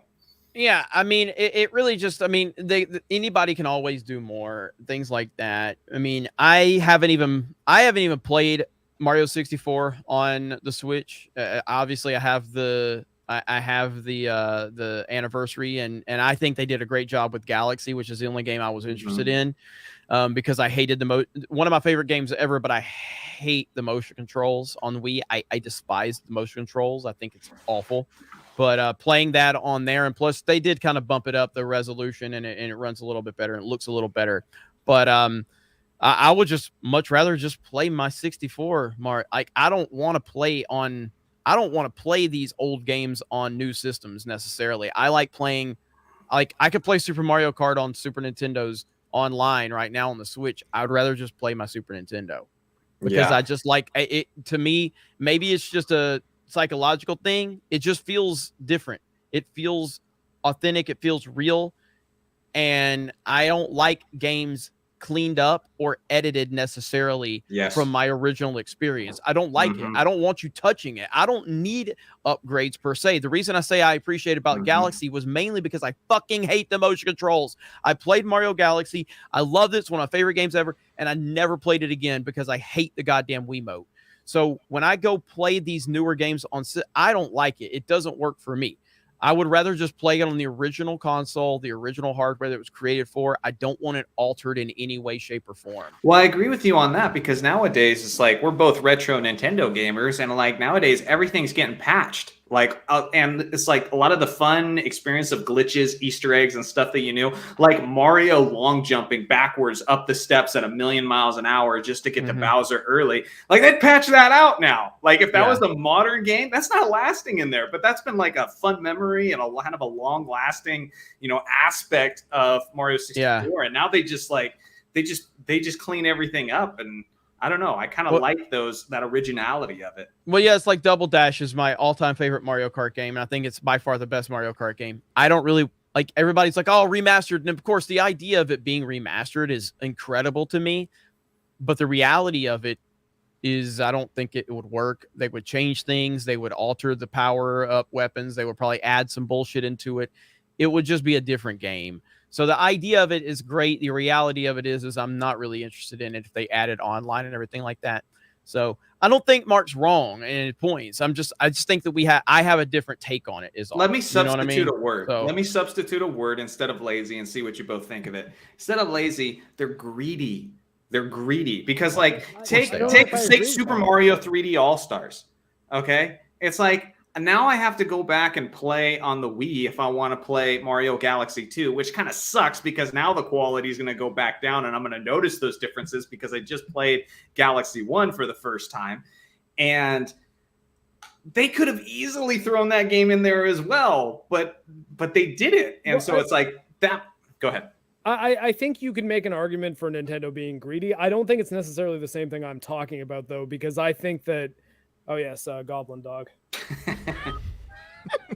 Someone take a screen. Can someone take a screenshot of this and send it to Ryan on Twitter? He'll be very, very happy. Oh, she's got the red reflex going from my ring light, like the little red eye. But yeah, but more what I was talking about is, if, for example, if like I played the Metroid Prime trilogy for the video that I'm working on right now, all on my PC with mouse keyboard controls. And it was like, honestly, one of the best experiences I've ever had playing a game in my life. Like it's now like up there in my top 10 games of all time. When I played it on GameCube, did not particularly like Metroid Prime because I thought the controls were absolute garbage. That being said, if I had the option to buy the Metroid Prime trilogy on Switch as I was making this video, I probably would have just played it there. So it's like, I don't know if greedy is the right word. It's because like I would have given you $60, Nintendo, if you let me. but Mm-hmm. I don't have that option. And then someone actually told me, like in a different forum, like, oh yeah, but you can get the Metroid Prime trilogy digital on Wii U. I'm like, I don't have a Wii U, and they're like, well, you can buy one. And I'm like, see, if the official plan is that I have to go find a dead console, like getting it secondhand, and then registering a new account and buying a game that I know I'm not going to be able to play on that same company's new hardware. Like, come on, man. Like, you're making me jump through a lot of hoops. It's actually easier for me to just emulate the game and play it on my PC, and probably ends up playing better anyway. So I don't know. It's more like Nintendo. If you're greedy, let me give you money. Give me the opportunity to give you money. I want to. You're just not letting me. Yeah, look, I think they're the best in the business. I don't think anybody's close to them, but that's my opinion on it. But we'll see how it all plays out with the Metroid Prime and other things. But this is definitely going to be a cornerstone of the Gaming with Geeks monthly podcast from me and Mark. Sir Johnny will jump into it as well from time to time.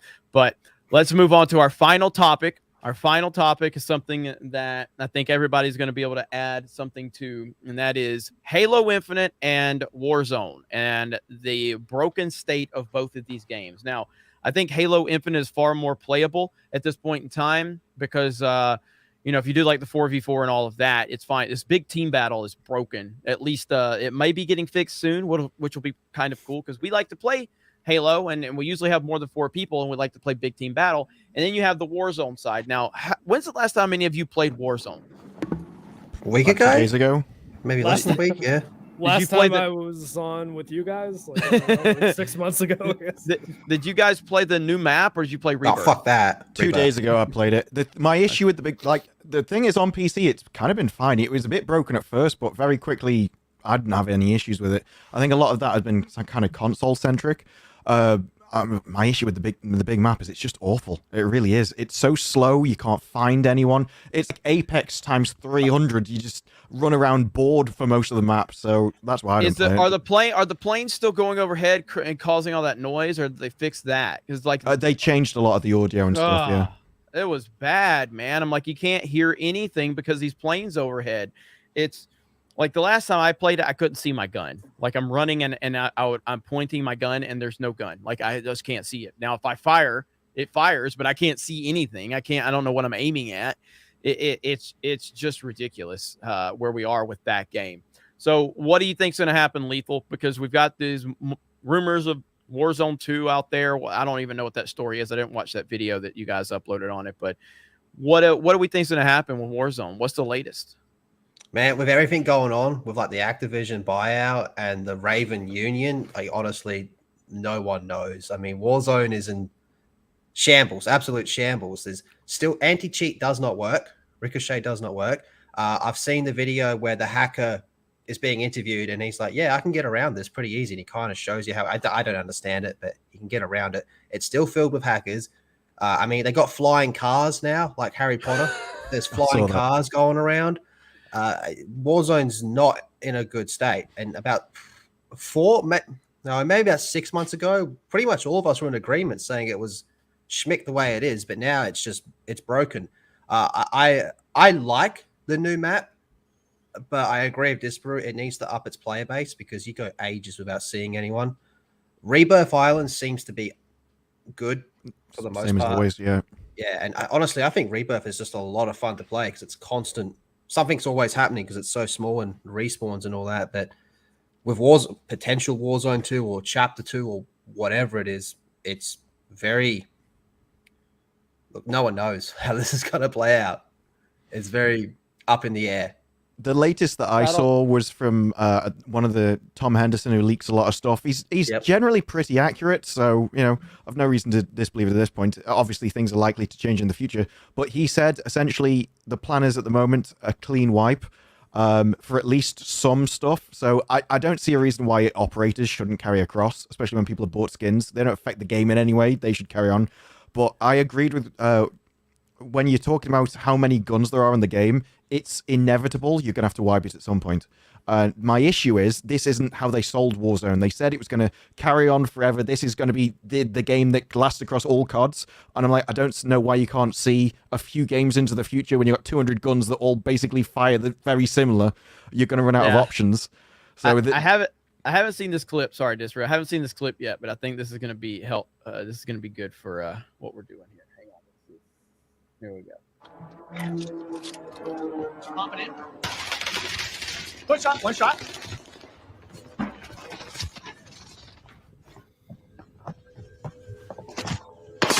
There's just nothing. There's nothing. There's nothing. Fucking no audio. The game sucks. Microsoft's not going to save you. It's not. This fucking guy is sprinting, bunny hopping. The engine is outdated. It's a wrap.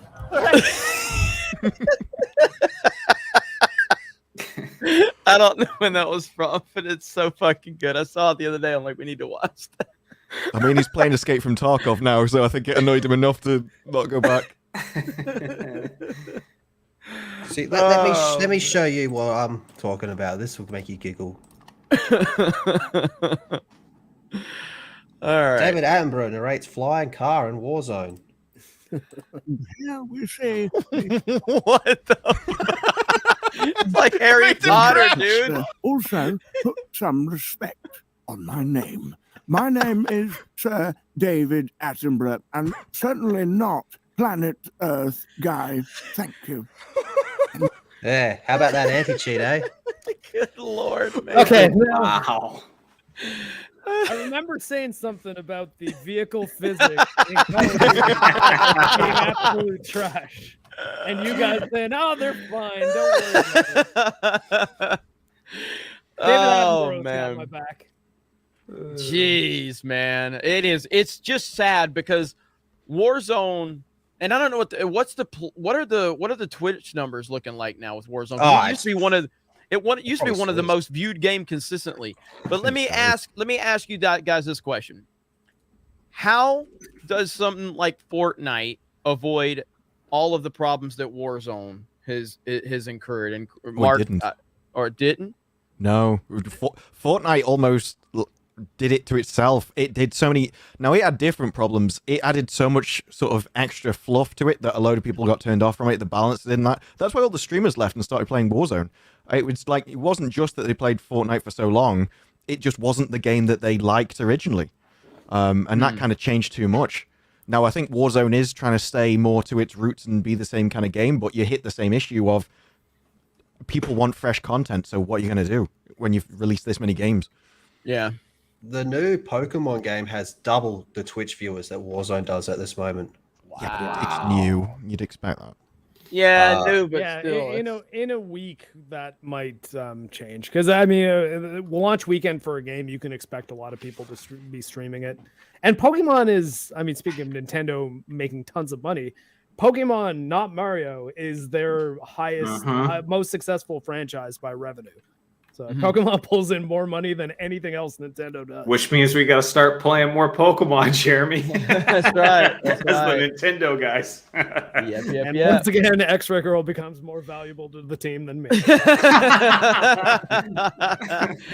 Oh man, yeah, it's crazy. But yeah, so now with the Warzone thing, and that's just I don't know what the hell they're gonna do with the Warzone. It's just it's sad. Hell, fucking Fortnite still has 175,000 people watching right now. That's crazy. Twitch viewers are largely determined by the streamers. That is true. That is true. That's very true. Yeah, because you got Minecraft has 238,000 people watching right now.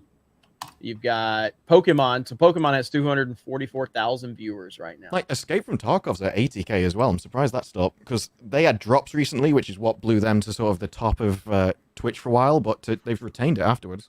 Yeah. The top Pokemon streamer at the moment has 52,000. Yeah. Jeez.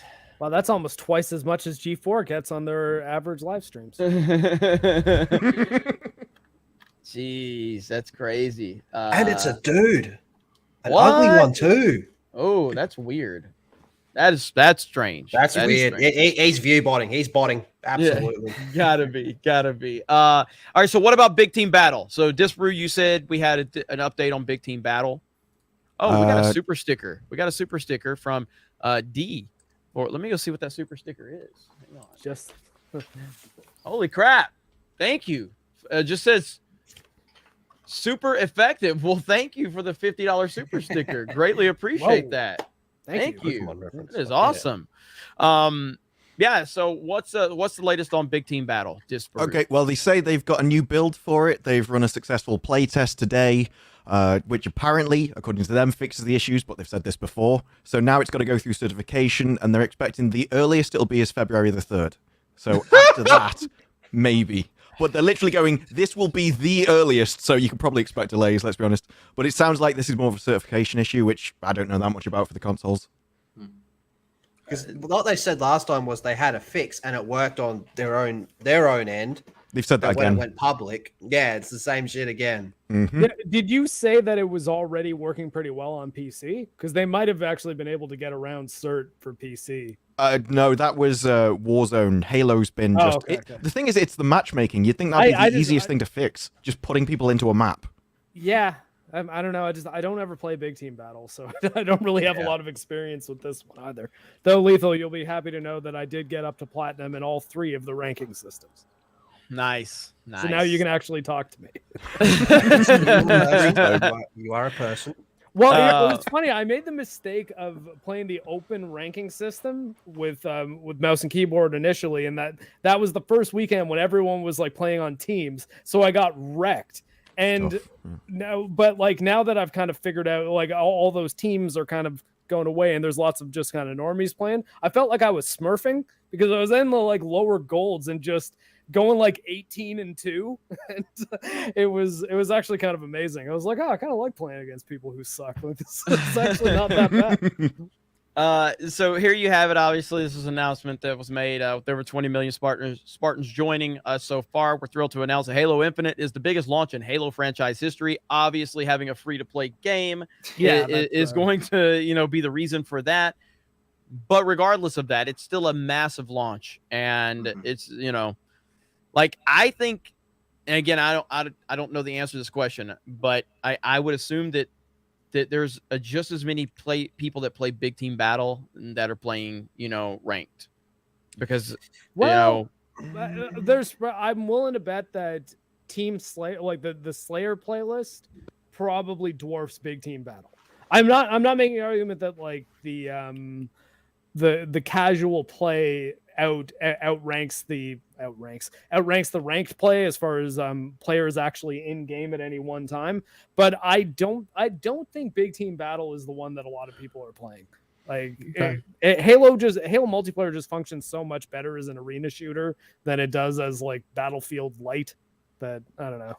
But one thing that was always true for Overwatch was that quick play always vastly, and it wasn't even close, always had massively more numbers than the ranked players. Anything, yeah. So I wouldn't be surprised at all if that was the same in Halo. I know a lot of people here will be fans of the rank mode, but a lot of people don't want the stress. And I know that it's a small sample size. When we were live on Tuesday night's main event a few weeks ago talking about it, and we did a poll. Because me and Ripa were arguing over, because he hates Big Team Battle. And I was like, I said, I was like, how many of you play Big Team Battle? So I did a poll, and actually Big Team Battle won. And I know it's a small sample size, but I did not expect Big Team Battle to win that. And I was like, what the fuck?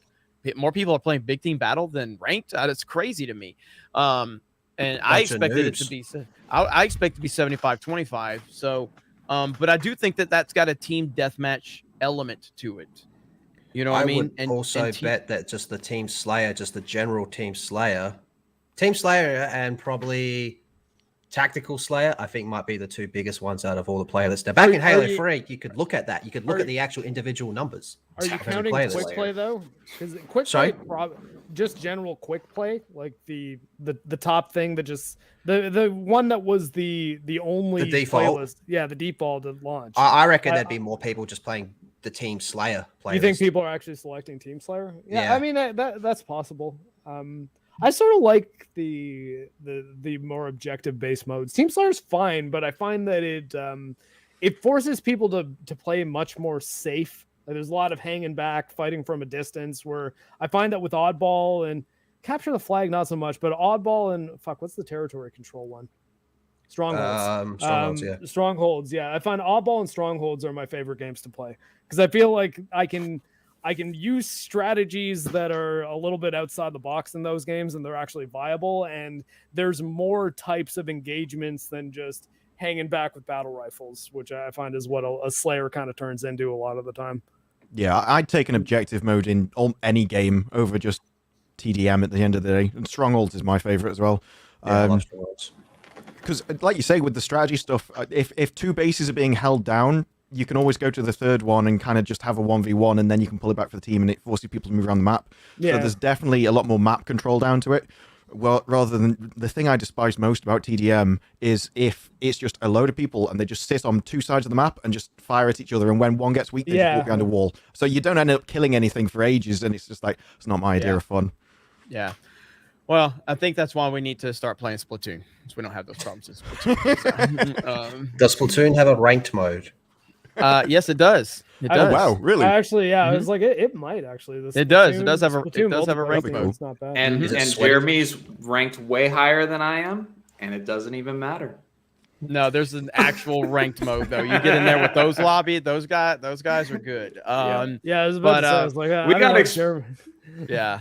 We got exposed by our website members real fast what real good players looks Yeah, like. we did. Yeah, we did. Yeah, we did. But I'm Is there serious. like an Onyx rank in Splatoon? No, not that I know of. So, Well, like, I got into like, so I mean, and it's Splatoon is not. It takes a long time to rank up on Splatoon. It's not an easy rank up. I mean, it's not. It takes a long time. Are So you if talking about the progression system or the ranking system? ranking on online for your Okay. online ranking? It takes a long time. I mean, I'm only a 16 right now, and I've been playing for a while. You can get a 99's the top out, and there's still a ton of weapons I haven't unlocked. So so yeah, Splatoon's, it's actually like we should have been playing. Didn't you host it the last time we played it, Mark? Like years ago, didn't you host the damn stream? Maybe, yeah. I think you did. Well, so, because I think I was one of the only people who had like a capture card. That the was ability at the functional. time, yeah. So, but I really want to see Lethal play this game. I really do. So I think it's got a sniper on it, Lethal. I win.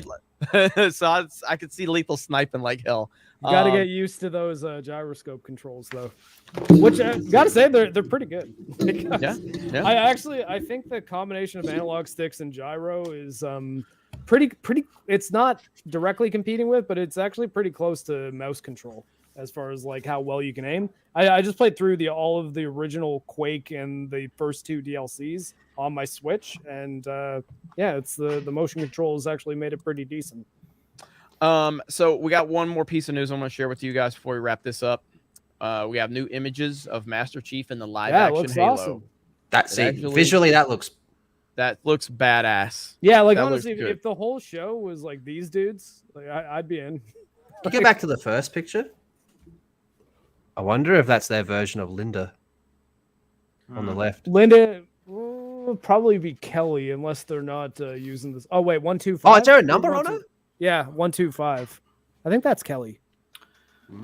I'm gonna This is, watch this whole thing. I'm gonna be reacting to it. Might even do like episode by episode. It might turn into my version of Batwoman, but I want this to be good so bad. Yeah, absolutely. Experiment. I 100% recommend Splatoon 2. It's fantastic. It's definitely worth it. It's got a healthy player base, and shockingly enough, it's probably the best online multiplayer experience from Nintendo you're going to get. Like, it runs really well. It runs really, really good. But that's going to wrap us up for the Gaming with Geeks podcast.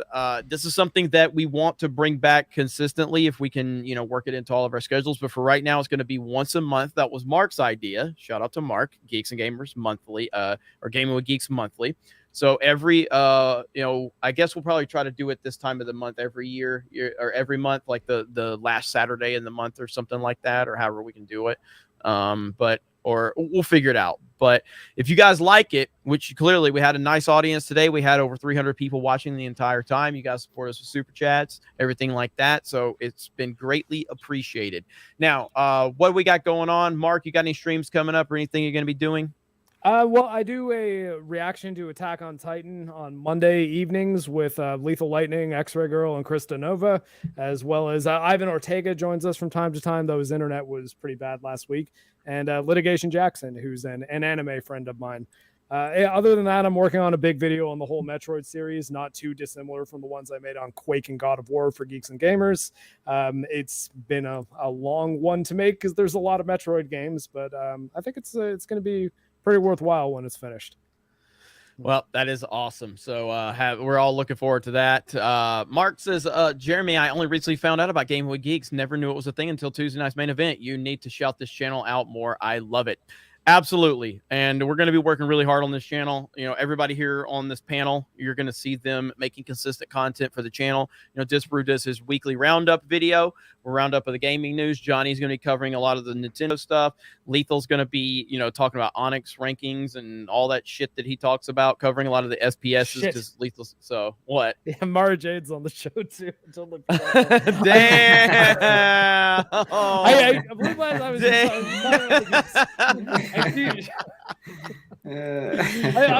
What's not even diamond. Hang on. Listen, Mark. This is not okay. It's just not. It's just not. It's not okay. Not okay. I forgot Marl. You don't know what that is, Lethal? You don't know what that is? You haven't seen it? I don't know. No. You want to see the full thing? It's pretty good. Yeah. You want to see the full thing? Yeah, you're smiling. I feel like I kind of have to. Yeah. How do you listen to these stories and not feel pain and not want to help? You know what I mean? It's like wearing a hoodie and putting your hands at 10 and 2. Oh God, I better look out because I'm wearing Nike gear. Like what? What are we talking about? And so you can't relate to that if you're white, but you can listen and you can try to help because this is not okay. I love that the best thing that he attributes to being black is wearing a hoodie and Nike. He just like, yes, I'm black. Goes to the most baseline stereotype. Yeah, he was going to bring up their exaggerated swagger if you gave him any more time. This is my reaction to him. Shut the fuck up!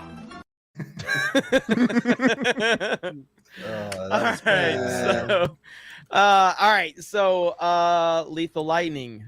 You gonna be doing anything for your main channel, or? Yeah, everyone subscribe to Lethal Light. Oh, you can't. Oh, what a shame. Yeah, we'll see what happens with that. But I have my Twitch. My Twitch streams are pretty pogs, and I have my Lethal Live, which I dare say I'll be using quite a bit more now.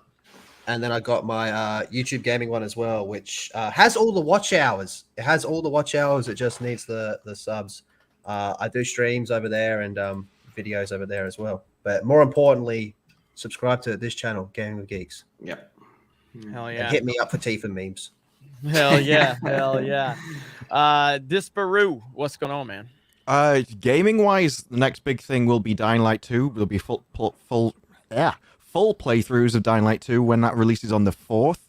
And for the rest, I'll be getting back to the Naomi reviews and the Witcher reviews, which is basically just me going through the episode and taking the piss out of all of it. So if any of that sounds interesting, Disbro over on YouTube, you can find me over there. All right, hell yeah. And my bad, I'm on it right now. My bad. That's totally my fault. Hang on. We got While you're hanging on, from... please subscribe to Jade Shadow. Yes. We got $1 from Fentanyl Floyd. All Geeks and Gamers, a lot of mommy milker controversy in the world with Tifa, Demon Slayer, and now Guilty Gear's Strive. Yellow Flash talked about it. Imagine us crying every time when Hemsworth pulled off his shirt. Also, did any of you watch Full Metal Alchemist? Yes. Anybody watch? Yeah. All right, there you go. And for the record, I hate Chris Hemsworth. And I would honestly say Full Metal Alchemist Brotherhood, pound for pound, best anime of all time.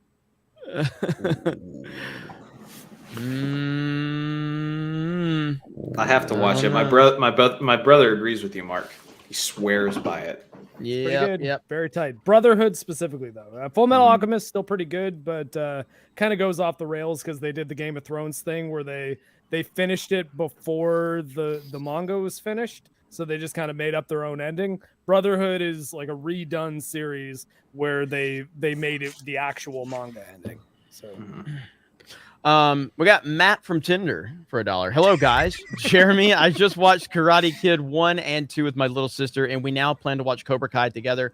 Do you recommend all seasons? I've heard mixed opinions about everything following season 1. And Ryan, you gotta watch them all. Like, will you do an Alea Sakura cosplay? Or we'll have to see. Are you talking to Jeremy on that one? Or? No, Ryan. Oh, okay.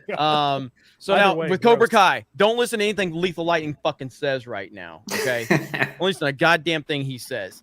Cobra Kai, all seasons are fantastic. Although 2 and 3 do fall off a tad from 1 and 4. 1 and 4 are perfect. 2 and 3, they fall off a bit, but they're still good. Cobra Kai, all 4 seasons worth watching. In recommending Cobra Kai, though, I always preface this. You must understand it is a world where karate fights can break out at any time for any reason, and the police will only be involved if it's plot relevant. You need to know that going in, otherwise it's really going to bother you. When season 3 ended, I was like, I'm done. Peace out. Season 4 is phenomenal.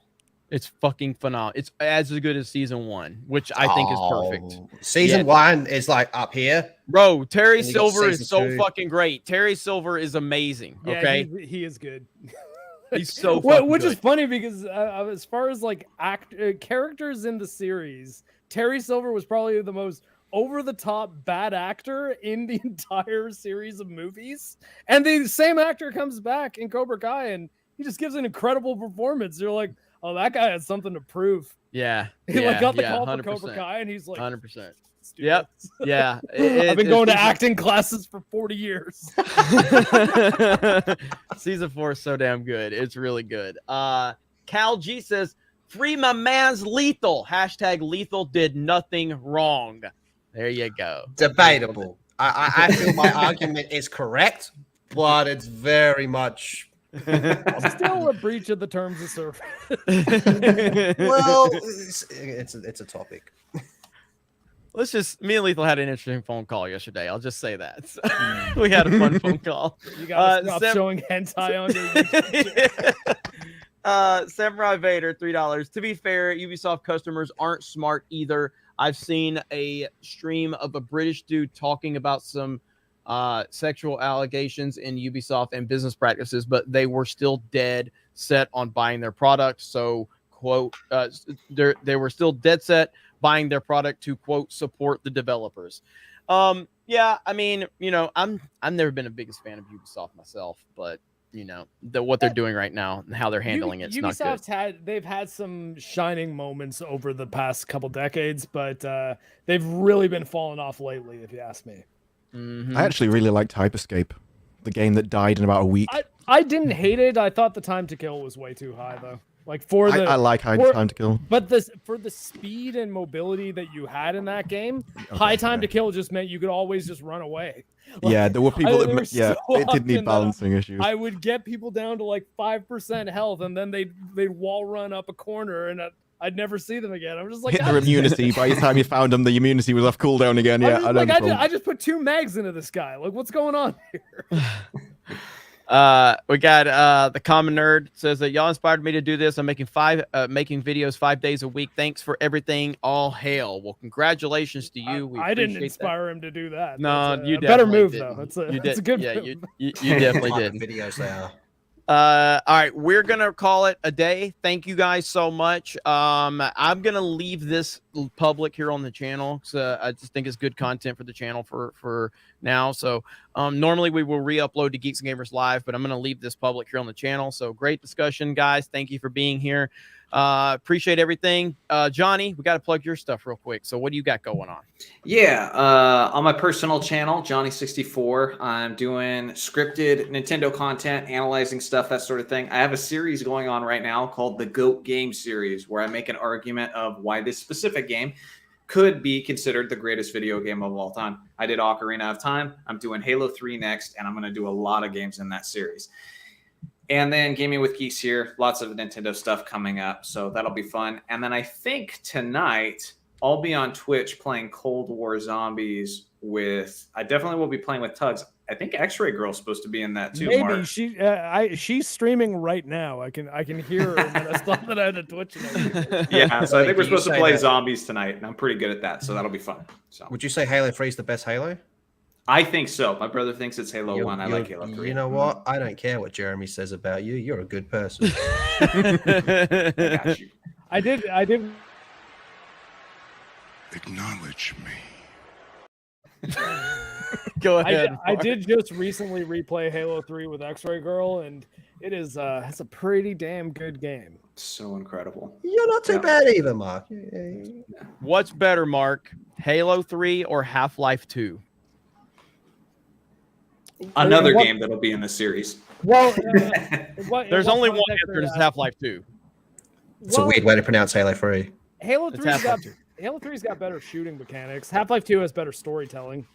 Get the fuck out. No way. Have you played Half-Life 2? Have you played Half-Life 2, Lethal? Not in a long time. Bro, I played it on Half-Life 2 is... was it called the Orange Box? I'm gonna go. Well, I'm gonna go that full was Freddie one. Prinze, bro. Half-Life 2, bro. Dave Yeah. Filoni taught me Well, I about mean- Half-Life 2, bro. Halo's presented more like a big budget movie. Like and it feels like one. It feels like a space opera, like a Star Wars movie or something. Half-Life 2, though, is presented in a way that it's like this story could not be told outside of a first-person shooter. Like every aspect of the way the story in Half-Life 2 is told is like intimately tied to it being exactly the type of video game that it is, and it's pretty special. Like it's I don't know, both the Half-Life games and Alex to an extent are really like master classes in how to tell a video game story in a way that is inherent to the medium. So I strongly recommend it to everyone. And actually, interesting news, on February 25th, the Steam Deck is coming out, their little like kind of Nintendo Switch style handheld, and the UI, like the user interface for Half-Life 2, was recently updated to make it so that you can play it on the Steam Deck. So I guess they added menus in it that can be navigated more easily with the controls. So Valve still updates Half-Life 2 to this day. Wow. It's not like they work on any other games. Yeah. Yeah, I mean, True. Alex did not come out too long ago, and it was really, really good. So, All right, guys, we're gonna call it a day. Thank you, guys. Thank you to the whole panel. Thank you for the support. Appreciate all of you. Oh, and the Common Nerd did leave one more. He said, "Mark is my inspiration." So for his 5 videos a day, so or 5 videos a week. So, all right, guys. Thank you. Have a great night, and we will talk to all of you later. Bye, everyone. Bye, y'all. So, yeah. easy.